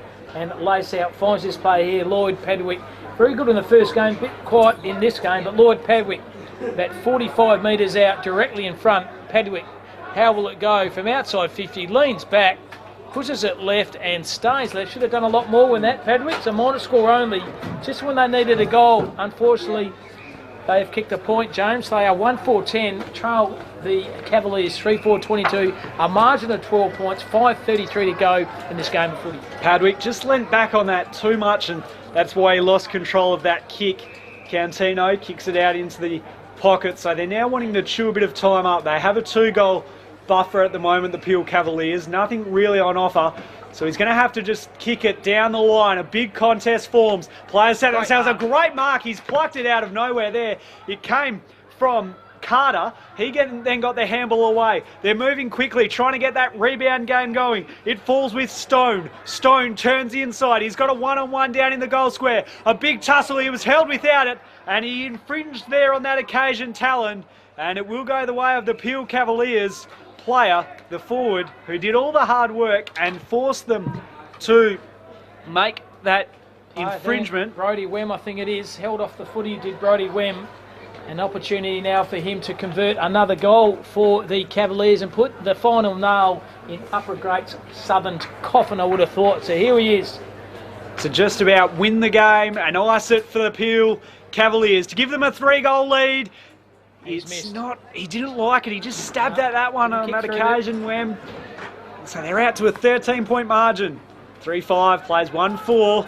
4 minutes remaining. It's an exciting game of football here at the Nutrien Ag Country Championships. Thanks for your company. It clears the back. Now here they come, the Great Southern. Cunningham had it. Nothing up forward though. He gives it across to Joyce. Joyce just has to kick it into the half-forward area. And Padwick comes across and takes the mark. He plays on quickly. Handballs it over the top. They're out here. Padwick's over the top. He'll get it. He waltzes into an open goal. And they get it back to a 7-point margin. They did all the right things. Melvin gave it across to Padwick, and all of a sudden, here come the Upper Great Southern. Come from nowhere, haven't they? We're out of the contest for the majority of the game as the Upper Great Southern, and they just needed someone to stand up, and Lloyd Padwick said, I am that player to stand up for Upper Great Southern, and they have done that once again through the middle of the ground. Garcia and Justin Joyce, quite in the first quarter they were, James, because they lowered their colours to Moody, to Wright and to Fish, and to Cortino, but this second quarter, Joyce, Brown and Garcia, they've performed very, very well. They certainly have. Back in the middle now. This looms as an important clearance. Peel are going to win it though. They get it out of there, up to half forward. Norris did all the right things, just couldn't hold the mark. Big collision came from both players. He wiggled his way out of trouble there. Forkstrom gets it over the top to Gavin. This is high-paced, frenetic country football. He kicks it high and long to the full forward area. Both players in it. Spoilt away, falls to the ground. Handball over the top, gives it to Gavin. Gavin went behind. It's a slippery footy now. Hunter has it, kicks it on the boot. They sat themselves, came over the top, almost held the mark. Quick kick out of the pack, and here they come now, Peel. Gavin comes through and gets the goal. And the class of the Peel Cavaliers step up, and they're able to extend it out back to a 13-point margin. And with 2 minutes and 20 seconds remaining, you would think that Peel are one step into the grand final. It just held enough, didn't they? Were challenged by the Upper Great Southern side then, but the Cavaliers just stood up, and that player's had a very good carnival. He was very good, won the Dart Fist player and the beanie earlier on in the game. He did, James, in Cam Gavin, and Cam Gavin just settles and puts through a little check side right foot kick to nail another goal for the Cavaliers. And I think you said it, James, I think they're home. It's in the middle of the ground once again. Umpire throws a ball up. Turner had it, lost it, went back in the contest. Good tackle by Turner. That's holding the footy, and it is. The big ruckman did well, brought the ball to ground, drove his own footy, laid a tackle on, and got holding the pill. So Ryder Turner has been consistent. He can lower his eyes, always sets his teammate up. Just when your pumper player's tired, it lets you down. It's an absolutely shocking kick. And Ryan Melvin has the ball now for the upper grades. A very strange kicking size. Melvin kicks the ball to space, tried to find Panizza, overran it. Sorry, it was Cunningham. Cunningham back into the contest. Very good effort by him. Second effort, the 1-2. Ortino was good. That's holding the footy. And great tackling by Justin Joyce, the boy from Subiaco. So Joyce on his right, kicks the ball to space. Courageous effort behind the pack there with Zach Moody. Went where no Angels fear and took a very good defensive mark, did Moody. They're able to now control it. You would think the Peel Cavaliers kicks it out into the contest, and the mark is taken out there by Hunter. On half-back, sends it up to centre wing out on the outer side of Mineral Resources Park. A good contest there. Gavin had it, lost it, got it back again. Now the Upper Great Southern have the chance to go forward. They have to be quick with just 30 seconds left. Big fly came from Hunter, was unable to take the mark. A lot of handballs, a chain of handballs here. It ends up with Lally. Lally goes back, and they now find it in the comfort of Moody. Milk some time here. They'll milk the time down with just 20 seconds remaining. They're going to go through to the Nutrien Ag Country Championships Grand Final, the Peel Cavaliers, and they'll face the Southwest, who are playing in the next game, and they've gone through undefeated. A very good performance by the Peel Cavaliers. They were challenged early and right through that final half, and there's the siren. Peel run out winners, 4-5-29 for the Upper Great Southern, 2-4-16. Majors goals first of all for the Cavaliers, all single goal scorers to Norris, to Gavin, to Wem, that's Kyron Gavin, to Brody Wem, and also to Cam Gavin, and single goal scorers to Lloyd Perry, to Jared Cameron, to Sam Fortini. Who's going to be the Dartfist player of the day there, James? I'll put the heat straight back on you. I think Moody has to get it from the Peel Cavaliers. He was good early, and then when it mattered, he stood up, and that's what good players can do. They stand up in the head of the battle. So Zach Moody, you've won the Dartfist beanie once again in those beautiful thongs. So well done to you, Zach Moody. We're going to take a break. We're going to come back for the last game of the game here. Sees the Goldfields playing the Southwest. That's at 12:45. We'll be back in about 17 minutes time live from the Mineral Resources Park.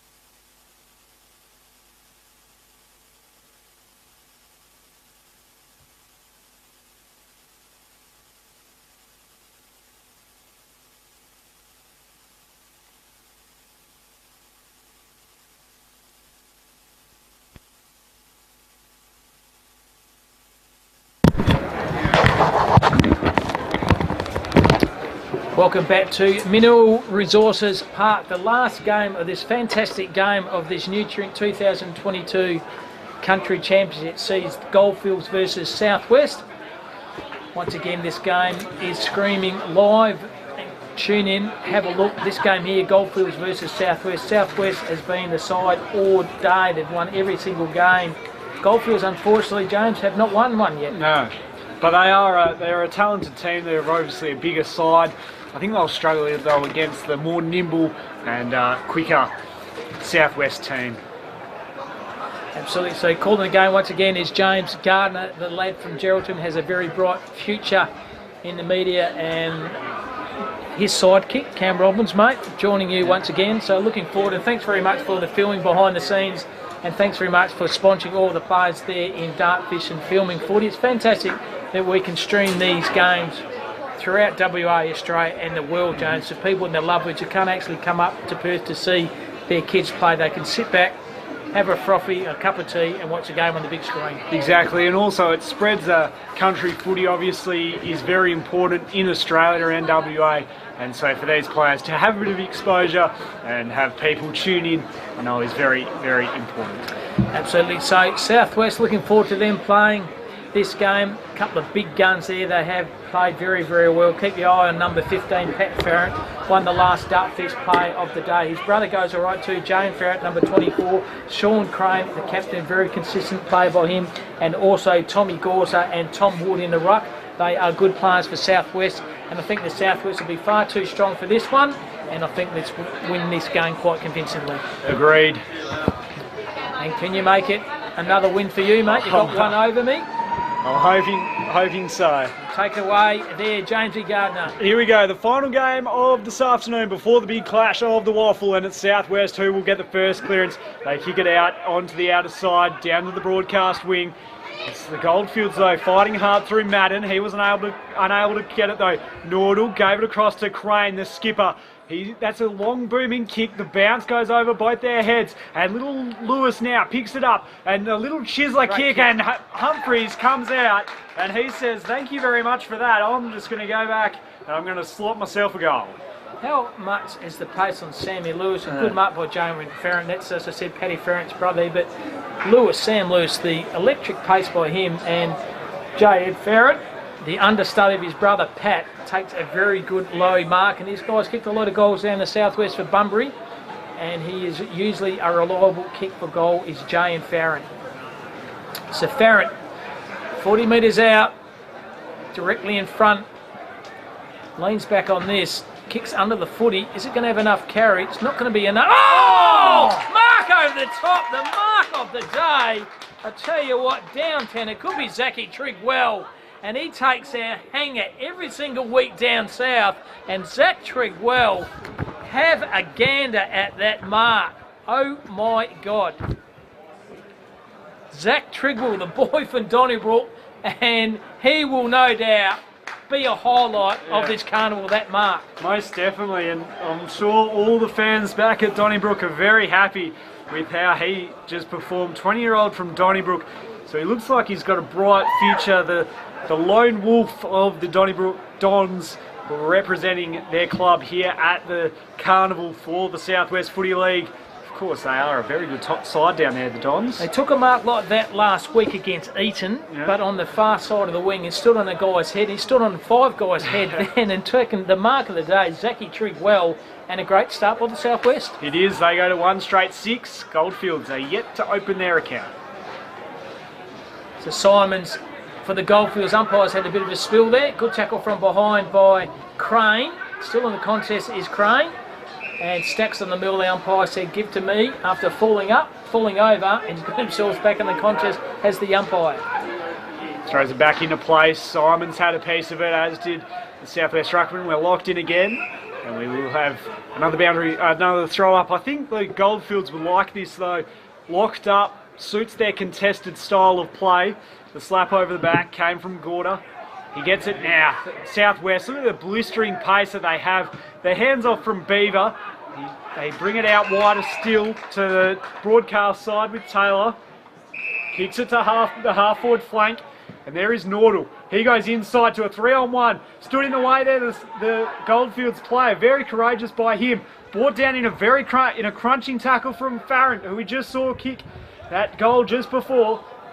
Bouncing ball. Bounces on its head, just getting up there, and it's locked up. And we will have a throw up. Farron to Farron, called that a lot in the southwest for the Bunbury side, and they're both playing the Southwest Footy Club at the moment. So 5-6 metres out from the southwest goal, and kick out of play. Will that be deliberate or thrown? It's the latter. It's a boundary line throw in. Once again, 25-30 metres out from the southwest goal. They are 1 straight 6, thanks to a hang and a good goal by Zachy Triggle. So 1 goal straight southwest. Goldfields yet to score. We've gone 4 minutes of this first half. Right. No, but just a hat kick out there from Beaver. It works out all right though as it falls in the lap of Patterson. He's about 47 metres out directly in front. And against the breeze, this would take a fair leg from this man, who is of course Dylan Patterson. For downtown Busso. So here he is, Patterson, usually a good kick for goal. And he's kicked that just touched on the line by Cameron Simons. Probably could have gone a metre forward, closer to where he kicked that. So the Goldfields are out their way through Gerald Ugle. Ugle on the left boot, kicks the ball to a big pack of players there. And Humphreys, too clever, too smart, and takes a good contested mark. Handball is okay. The Southwest go forward again. It finds Crane. Small in stature, handball, the 1-2. Good run and carry here by the Southwest. They go to the hot spot there to the 2 Farrants and outnumbered by 1. And the latter player for the Goldfields has the mark. He lowers his eyes. Good kick and finds Simon. Simon, centre half back for Goldfields. The big ruckman has worked his way down back in support of his team. Comes out to the broadcast side of the ground. And he has it now with Rout. Nothing really on offer with the Southwest flooding this side of the ground. He has to go to a 2-on-3, almost took the mark there, the man in front, but the Rovers were very good, put his man under pressure, got it back though, tapped forward by Gorter, and it's out of play, and we'll have a boundary throw. That's a tackle for Cale Kirby, mate. Yeah. If it was a World Championship Wrestling, they just got him poleaxed him over the boundary line, did Kirby. So 14:38 to go in the first half. Southwest have kicked 1, Goldfields yet to score. Gorter just slaps it forward for his side. And the recipient of that was Taylor. He sends it. Good kick as well. Almost worked out all right. But the player there in Kinnamon wasn't able to make up the ground to take the mark. Done well, Bailey Taylor, the lone player for Kerry Park down in the Bunbury region, as he comes off for a rest and is replaced by Kinnamon. That's Reid Kinnamon, the son of the coach. So the ball's in the pack here. Below his knees was okay with the Southwest player over there in Patterson. They go forward under his knees. 1 and 2, Howard a bounce. It's a fickle bounce. Humphreys put his body in the line. Got a big poleaxe then by once again Kirby. And that would have hurt, but Humphreys just jumps straight back up and falls in the hand there of Sam Lewis, the pace man. Lewis takes a bounce, kicks the ball to space, try to find Jamin Farron. He overrun the footy, did Farron. 2 numbers there for the Goldfields. Stood on the contest. Farron got him by the leg shortly, and the Goldfields play can relieve the pressure in the defensive part of the ground for the Goldfields. Low. Deep in defence, switches it even further, goes to Patterson. He has numbers out this side, wants them to come at him though. A dangerous kick, and he just manages to get their route. He goes further afield to centre half back, and he finds it with Delbridge, the skipper, controlling the tempo, trying to play a bit of possession footy. This is a dangerous kick. Finds it with Simons, the big fella. He has numbers out the outer side. He finds them now. They run and carry through Abraham. He runs it out the outer side. He kicks it high. They have a player there in Dean. He's all on his own. If he had have held the mark, he would have been off to the races. He hands it instead out the back door. They have numbers. They're trying to find their way through. He gets it back now, Dean, the old 1-2. Goes inside the forward 50, up to full forward. Players fly high. Humphreys has claimed the mark and he takes it. He plays on quickly and they're now out for the Southwest if they can be clean with it. Nordal was laid in a crunching tackle there by Delbridge and it's locked up. He's not going anywhere. Great defence there by Delbridge. Umpire's going to throw the ball up. Still 12:27 to go in this first half. The Southwest are 1 straight. Goldfields yet to score. Simons over the top was good. Bring the ball to ground. The roving effort then by Sam Lewis. Had the 1-2 on, and also Nordell. Nordell set upon by 3 or 4 players, and the field umpire says, "Give the ball to me, son, you are going nowhere." This game locked in a very tight battle between the Southwest and the Goldfields. The undefeated Southwest, the winless Goldfields. Can they cause an upset today? The hack kick out there from Crossman. Sent it high and long, but coming across was Braham. He manages to get it out to the runner in Ugle. Ugle dances around one, kicks it up to a full forward. Big fly came over the back. Here's Cox, spins around one, kicks it on the boot. Bouncing ball, does it have the legs? It does, it's through. So Cox gets the Goldfields first. And we're all tied up here as, the goal umpire and the umpire are going to have a chat about things. Might have been touched by Gorder on the line, I think. It looked good from where we were. There's no screen reviews here. And it is touched. Touched by Gorter. So Tommy Gorder, the boy from South Bunbury, he saved a certain goal. And a bit like you, James, I thought it was through, but the boundary umpires in probably better position than that, and also the goal umpires and the field umpires. So Gorder, beautiful kick for touch on the far side for the Southwest. They can draw the play over the top there to Firmano on the left, and turns the ball straight back over, positioning well behind the ball with Simons. He decides to play onto Simons. The looping left foot kick down the line, the half forward flank. Big pack of players over the top. Bring the ball to ground. Below his knees, Helder, who didn't have it, surely was the player there for the Southwest. And they can switch the play, and they do it again. There's Cox in danger. Cox put the afterburners on, put a tackle on. Well done by Cox. The 1-2 was okay, and the Shepherd 2 by him was good, but unfortunately, the kick wasn't. No, they turn it straight back over, and that man, Pettybrith, is able to take the mark and switch it out onto the outer wing. They're just working their way through this Goldfields defence. Nothing on offer up the ground, so they're going to play a bit of possession footy. Gorder now. They're able to go up the spine. Humphreys hands the ball over to Crane, the skipper. Kicks it, wanted to kick it further into the middle, but it's chopped off. Dean has it, gave it across, has it back again, goes for goal. What a goal there from the Goldfields, and that has come from the man there in Ugle. A great running goal to give the Goldfields the lead. They lead at 1-1-7 to the Southwest, one straight, with 9:46 remaining here in the first half. Good effort in the middle of the ground by the big ruckman. Wasn't in. Simons got the spool on when Crane had the ball in the middle of the corridor. Little chip kick over the top, just wasn't good enough. Hand over the top then by Simons, and they went forward, and like you said, a very, very clever goal by Gerald Ugle. Back in the middle, can the Goldfields start to get some momentum and really take this game away from the Southwest and hand them their first loss of the carnival while getting their own in the process? The final game of the normal rounds here before the finals tomorrow. So throwing the ball up, Simons wins the ruck knock again, trying to find his teammate there in Logan Hughes. Umpire's seen something, non-officiating umpire, so it's Hughes, decides to handball over the top to Simons. Simons on the left, thumping kick forward into the hot spot there, centre half forward at the back of the play. How will it bounce? Fickley over the far side, and umpire says, give the ball to me. Boundary line throwing right in front of that fantastic training facilities for the West Coast Eagles. World-class facilities, one of the best in the AFL. Don't mind this from the Goldfields. They're able to get some repeat entries and get some stoppages in their forward 50. 8.5 minutes remaining. They would love a goal here. Taking front position there. But it's straight to Cox, who who takes it round the body, and he gets the goal.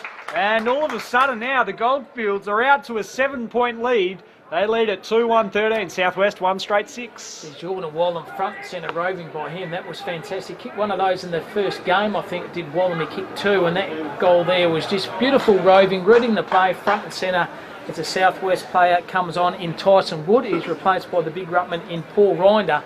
But who would you believe? Goldfields 2-1-13. They're up by 7 points over the Southwest there, James. Still a long way to go though in this match. With still 8 minutes remaining in this half, you'd expect the Southwest to come back from here, especially with Crane in the middle. Thrown up, Simons had the better of the ruck knock, gave it to Hughes. That one little dribbler to half forward, pushed under the ball there by Gorder. He went and got it back. Now Southwest, can they go straight up the spine and get a goal? Instead, the mark is taken beautifully there by Smith. The intercept possession, and Gorder with the spoil was good. Gave it to the Crummer. They can now step through a couple and come out to this broadcast side and get a bit of control back. Nordal goes inboard now and finds his teammate in Heisman. Heisman wanting an option. He has to go right across, looking for Humphries. Is he going to get there? He gets there just in time. He plays on quickly, goes forward, inside 50. Can they get a mark? The Southwest. Spoil from behind, falls now to Heisman. Heisman runs around a couple, puts it on his boot, into the forward pocket. He falls short. Where's the crumbs for the Southwest? They're non-existent there as Sprig Dos Santos gets the quick clearing kick. It's still in the defensive 50. Crane, the skipper, handballs it off to Heisman. He gets a little dribbling ball, but it's all the Goldfields there in defence as Dean can mop it up for the Goldfields. Dean decides to take a little mongrel kick as a shocker in the end there through Nordell. Nordell on his left, try to find his teammate, and that is Jay and Farron. Guy's been very impressive with me down back is Humphries. Usually plays up forward, James, for the Southwest side, but they've thrown him down back this game. He looks very, very comfortable down there in Greg Humphries. So plays a lot of his game for Eton, half forward, midfield, thrown him down back. He looks good. So here he is, Jay and Farron, brother of Pat, 25, 30 metres out. The key player from Bunbury. Farron kicks the ball high, kicks the ball straight over the goal umpire. Is it going to be enough? On the line. It might just be enough, and it is. Goal to Farron, goal to Southwest, and they needed that one to settle.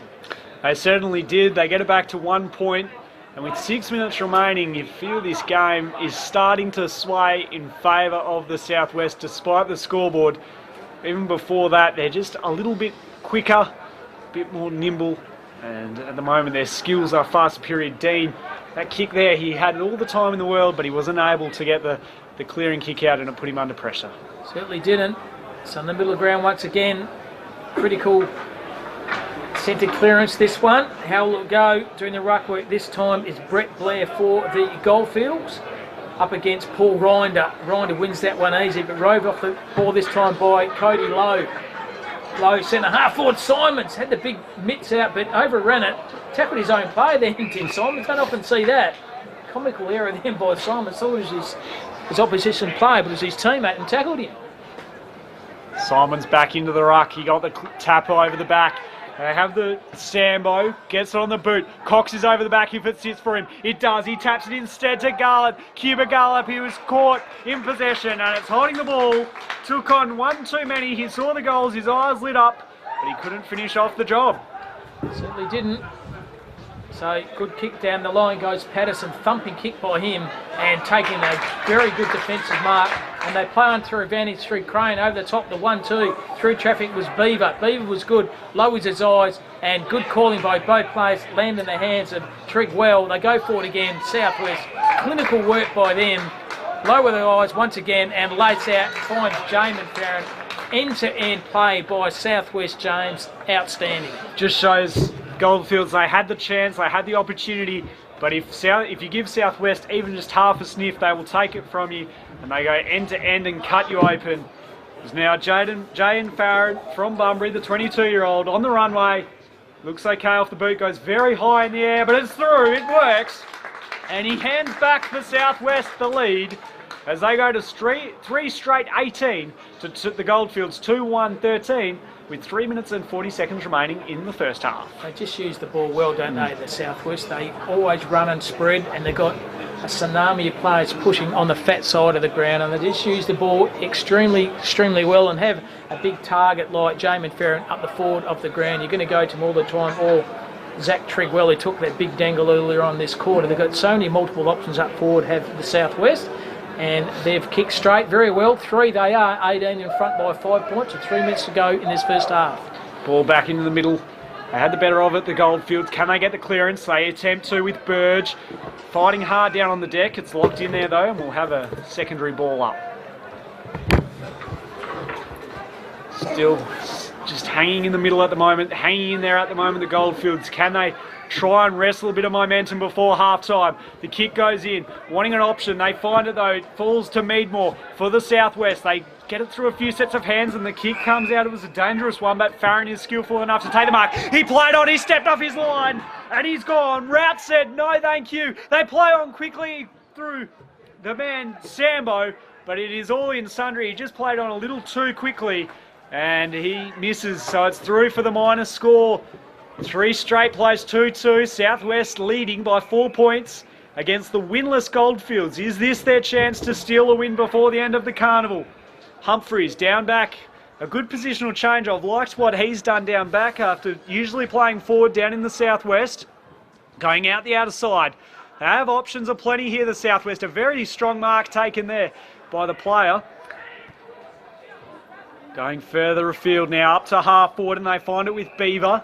He plays on quickly, wheels round onto the left, puts it into the full forward area, and a great mark taken there by Farrant, who leads out of the ball, and when he is out like that, he is nearly impossible to stop. He's got the toe, he got the separation on his opponent, and he will now line up from about 40 metres out on a very slight angle to extend the lead before half-time with 1:30 remaining. This could be vital for the southwest. Farrant, in he comes, kicks it high yet again. It's going to fall short. Can the Goldfields punch it through? No, they can't, because the mark is taken right on the goal line. And it looks like it is Rynder possibly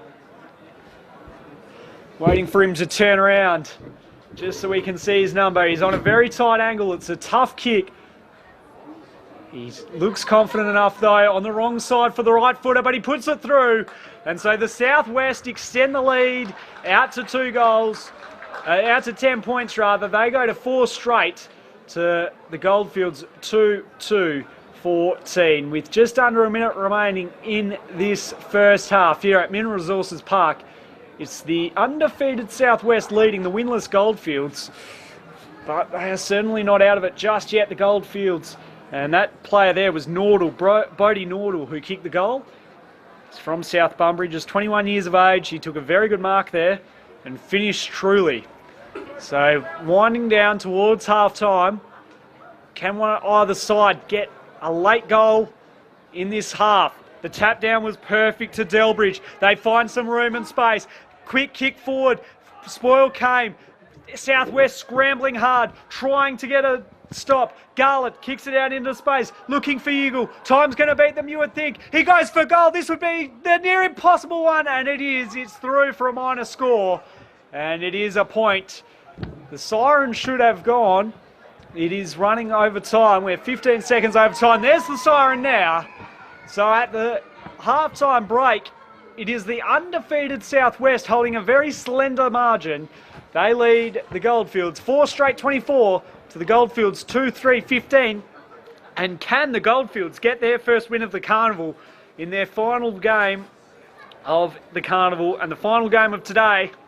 And coming up after this one, it is the big clash in the Waffle. It's West Coast and East Perth, and that will be an absolute belting game. And tomorrow, don't forget, the final is at the Wacker, and we know that the Southwest Footy League are in that, along with the Peel Cavaliers, so that promises to be a cracking game of football. 2 of the powerhouses of the Nutrient Ag Country Championships in against each other, and we've seen some fantastic football right through, from the Colts to the Division 2, right up to today, the Division 1. So we'll take a quick break here at Mineral Resources Park, where the Southwest lead the Goldfields by 9 points. See you soon.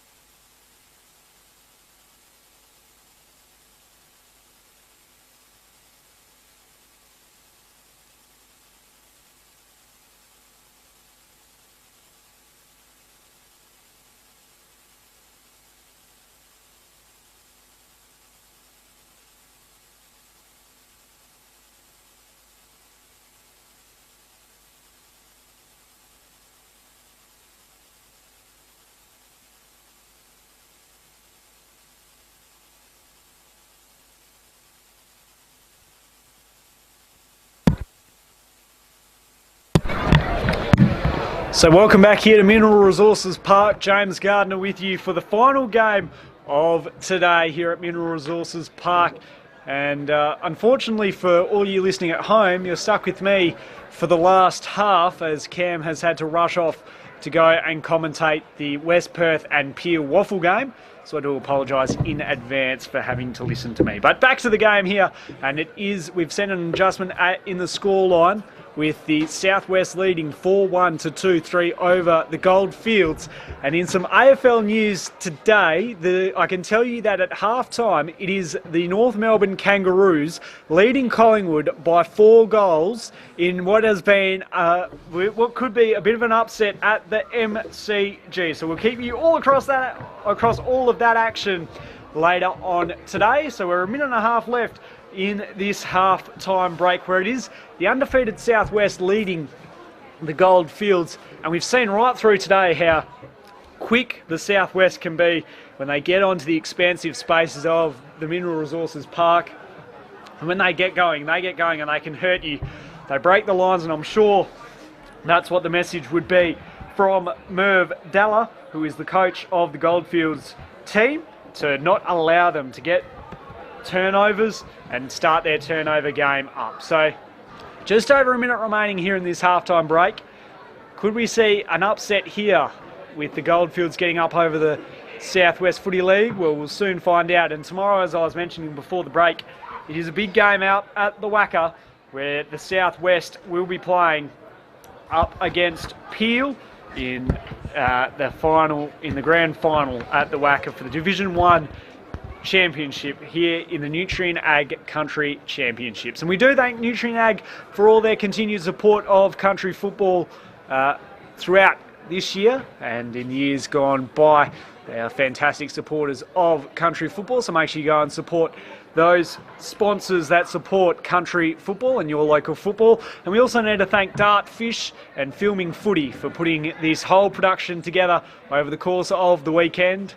Of course, without them, we couldn't be here today. And at the end of the game, we will be giving away a Dartfish beanie and a pair of some Archie thongs, and they are some marvellous pieces of clothing and accessories and apparel. So make sure you stick around for the announcement of that. They are hotly contested, those Dartfish beanies. Every player wants to get their mitts on them, but only one can, and that we'll find out after the game who that player is. Ball is about to be thrown up here in the middle of Mineral Resources Park, just waiting for the East Perth footy team to get off the oval as they warm up for their big clash against the West Coast Eagles later on today here at Mineral Resources Park on a chilly day here in Perth. No breeze to speak of in this final term. Here we go, we're underway at Mineral Resources Park for the second half. It's slapped forward by Simons for the Goldfields rather. Delbridge, the skipper, got his mitts onto it, sent it up to the half-forward area, and a trop of the arms, and it will go the way of Della. He then gets it to Delbridge, the old 1-2, kicks it high and long, looking for that man in Abraham. It was spoilt away from him towards the boundary line. Little shelved handball out from the Southwest. The ball somehow stays in, it's bottled up there, and we will have a ball up in the forward pocket for the Goldfields, who are kicking towards the left of screen, while the Southwest are kicking towards the right here in the final half at Mineral Resources Park. The final game of the home and away rounds of the Carnival, the round robin series. Trying to get it out of there at the moment, Nordal, and it's holding the ball, so it will go the way of the Goldfields. They have come to play this afternoon, the Goldfields, looking for their first win of the Carnival, as we've mentioned throughout the course of the afternoon. Kicked high and long to half forward. The spoil came from behind from Kirby for the Goldfields. It flicks out now. Little rush kick. They've got a player there in Blair. He tried. Play on, says the umpire, and the Southwest more than happy to play on from this high percentage play, bring it out the broadcast wing, but they kick it straight back to the opposition, and it goes to Sprig dos Santos. He hands it quickly to Braham. He sends it back inside 50, the full forward area. A lot of players fly, and an unrealistic attempt has been picked out, and it will go the way of the Southwest, and it goes the way of Humphreys. I've really enjoyed his game down back today. Goes to Nordal now. Controlling the game, wanting to just slow things down a bit. The Goldfields wanting to go at Helter Skelter, goes to Gorder. He was good earlier this morning. Further afield now to Ablett. Ben Ablett. Further up now to Nordal again, who's getting involved. This is now Bodie Nordal. Coming wider out still. So they're trying to pick their way through this Goldfield defence. Now this is when they like to go. They kick it to one-on-one contest. Beaver had his arm held. Play on, says the umpire. He gets it back off Trigwell. Little hack kick. Goldfield's with the numbers though. He was stripped of that there. The player in Sprigdos Santos. And they get the free kick here, the Southwest. Trigwell centres the ball to half forward. Big spoil came through there from Dalla. It's out into the open spaces of Mineral Resources Park. Little topo came from Peach. A lot of players around this ball here. It's fighting hard, wanting to get their hands on the pill. They get it free eventually, the Southwest. Out the back door, wanting to go forward. Now they come through here, the Goldfields. Dean was good, now he's caught. Almost holding the ball. He had it stripped of him. Again, going for a piggyback ride. Flicking it through. Now they're out, the Goldfields. Dean kicks it high and long. He kicks it out now to Rout. Rout has it. He's nothing up forward really that is inviting him. He steps around one, goes on to the left, and that is a little chiseler. Almost held the mark there. Was Kirby. He couldn't just quite wrap his mitts around it. He gets it back and kicks it back to where it came from, and that was Rout. Play on, says the umpire, not far enough. Shrugs off one tackle, kicks it up to full forward, and a strong mark is taken there by Matthew Dalla to give the Goldfields a sniff and get it back to 4 points. Matthew Dalla, a strong mark, and now 30 metres out. He hands it off to Simons, who goes long, and it's to the right. Unable to get it through, so it's through for the minus score. 9 points the margin here at Mineral Resources Park. An entertaining contest. James Gardner with you, keeping you company throughout the afternoon. We play with 16 minutes to go. It's the Southwest just holding sway. They're undefeated, heading into the grand final tomorrow. It's going to come out the broadcast side. Plays on, takes a bounce. Now it comes out to Nordal. He was put under pressure by Cox. It works out well for the Goldfields. Ugle has it, gives it over to Cox. Does a dance around one, does a dance around two. Little mongrel kick though, wasn't the intended target. Gives it instead to Beaver, who then is able to control it and give it to Kinnymont. So now the Southwest want to control this game. They send it to centre wing. Simmons comes through late, but it's knocked over the boundary line. In fact, that was Braham who came through, and he knocks it over the boundary line. So just in front of the benches here for the Southwest, who would be reasonably happy with how they've gone so far. Simmons in the ruck, takes front position, won the tap. He's got men down there. His midfielders trying to rove this ball, wrapped up, and it will be not going anywhere after Hooks was taking a very strong tackle by Taylor. On centre half forward here for the Southwest, tapped forward, trying to wrestle the momentum back and get a score on the board themselves. This game hanging in the balance for both sides. Of course, no bearing on the end results. It is a dead rubber, but still teams would love to get a bit of confidence. Nordal goes right across now to Taylor, and that was a good mark taken. A great bit of play there from the Southwest. He plays on quickly, goes from 50, off a step, looks okay. It's Hooks late though, across to the right, and it is through for just the minor score. Out to a 10-point margin, 4-2, 26 to the Southwest, 2-4-16 for the Goldfields. With 14 minutes remaining, can the Goldfields make something happen? They get it out to the outer side. A long kick out there. That went 53 metres, a fair roost of the ball. Wanting to bring it into the middle now. They try and do that by kicking it to the contest, but Humphries stands tall and takes a very good mark over the back. I've liked his game today, Humphries, and his carnival so far. He sends it in, looking for Gordon. Couldn't quite hold on to the mark. It goes over the back and it goes across the white line and over and out. We'll have a boundary throw in. 49 metres around from the Southwest goal. looking for their 5th of the afternoon. Ball thrown back into play. Both ruckmen had a piece of it. Neither team able to really gain control. The little flick out from Crane was delightful. The quick kick around, and standing all on his own there was Hooks. He's able to bring it across now further to Braham. Brings it now inside, looking for an option. He finds it in Ugle. Ugle handballs it right across to Garlett. Cuba Garlett running past him. That was a 50-50 ball and a very strong mark taken by Kirby. That was good. Steps around a couple now. Heads it to half forward and a strong mark taken out in front there. And it has come from Blair. Plays on quickly. Goes from 50. He sets it up for his teammate. Extended the arms there, Dalla, unable to hold on to the mark, handballs it towards the boundary line. They keep it in play. The quick kick out of the contest, and it is out of bounds and on the full for the Goldfields. 10 points, the margin.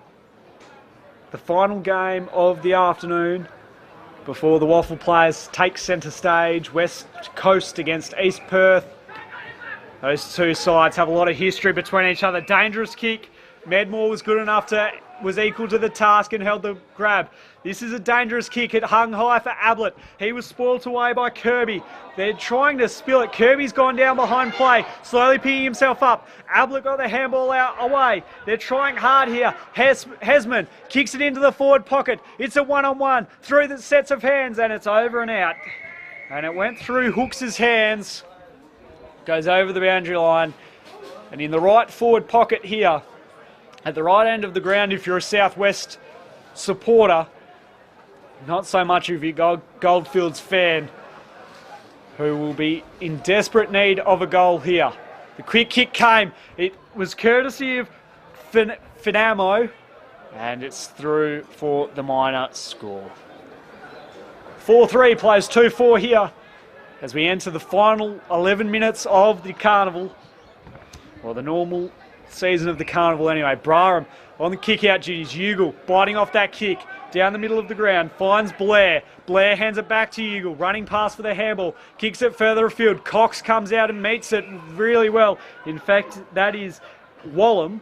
Wallam then goes further into the inside 50. Another inside 50 for the Goldfields. Kick back behind. Wallam handballed it into no one in particular. Wanting Kirby. He's going to get on the end of it. Little toe poke forward. Here's Cox now. Snap round the corner and he gets it. The Goldfields in with half a chance. A very good piece of play there from the Goldfields. Getting it on quickly. And they get it back to a 5-point ball game. 4-3 plays 3-4 as we enter the final 10 minutes of this last half.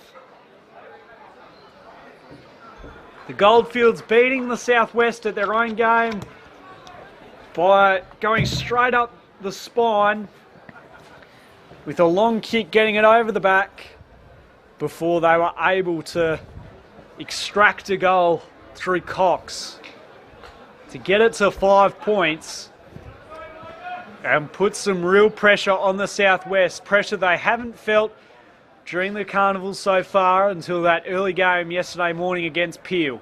Crane is set upon immediately and will have a secondary ball up.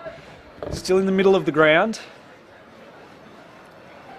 Simmons went at it, but it was his opposite number in Wood who got the better of him. Simmons now tracks it back, gives the fend off, handballs it off to a teammate there in Lowe. Lowe goes out to Ugle. Ugle's come to life in this second half. He then gets it further to Blair. He's also been good. Play on, says the umpire. Stepped around him. He's now in time and space. Oh, a heavy hit there came from Hughes. He's still tracking onto the ball. Has a spray at goals, but it's all in sundry, and he misses the completely, and it's out of bounds on the full. Southwest now running hard and getting it down the middle. Both elected to spoil, running towards the boundary line. Here's now Medmore. He sells the candy, gave it across to Lewis, and now they're able to control a little bit. Nordal hands it out the back door. Has the runner coming through. He's got a big booming kick on him. Sends it to half forward. It gets there in a kick. They're a kick and a half away now, the Southwest. Trigwell was set upon immediately. Play on, says the umpire. Braham running through, streaming through the middle of the ground. Sends it to half forward. Oh, there was ball there, almost took the mark, couldn't quite hold on to it. This ball is going from end to end at the moment. It's exciting football. Sambo was there, kicks it to half forward, right on the 50-metre arc. Ablett will be first there. Wallam tracking him hard. Couldn't keep his feet there, Ablett. Wallam did. He's then set upon, gets the clearing kick first though. Gives it across to Gorda. Gorda gets it further up, and a good strong mark taken there in the middle of the ground by Trigwell. Trigwell gave it off. They are now inside 50, the Southwest. Comes over the back, and they're going to get a goal here as they drilled it home through Bodie Nordell. It was a quick play. They got it over the back, caught the Goldfields defence out, and Bodie Nordell, the 21-year-old from South Bunbury, is able to finish the job and get it back out to an 11-point margin. 5-3, 3-4. The Southwest firming as favourites for the championship to be played tomorrow. And with 7 minutes remaining, you can't call the game just yet, but it is going to be hard from here for the Goldfields, especially when every time the Goldfields look like they have a little bit of momentum, the Southwest are able to answer to that. Wood wanted the clearing kick, instead it goes back to Crane. Splitting the middle was Dean. He went straight through, went up to Kirby. He fought hard, gets onto his left now. It's a big kick to the centre, to the square. Both players competing, comes out the back. The Southwest are able to bring it. It's a dangerous kick, flirting with the boundary line. They managed to keep it in just. Gorda comes through the middle of the ground now, gets it to Ablett. He's holding up the play, wanting to chew a bit of the clock down. Lewis, little speedster, takes his time and now gets it, bites off a very dangerous kick. Ugle's there. He was spoilt late though. Here's Petherbridge. He gave it across. High kick into the middle of the ground. Good contest from both players, all with their eyes on the ball. Ugle, we know how exciting he can be. Went over their head. Wallam's there.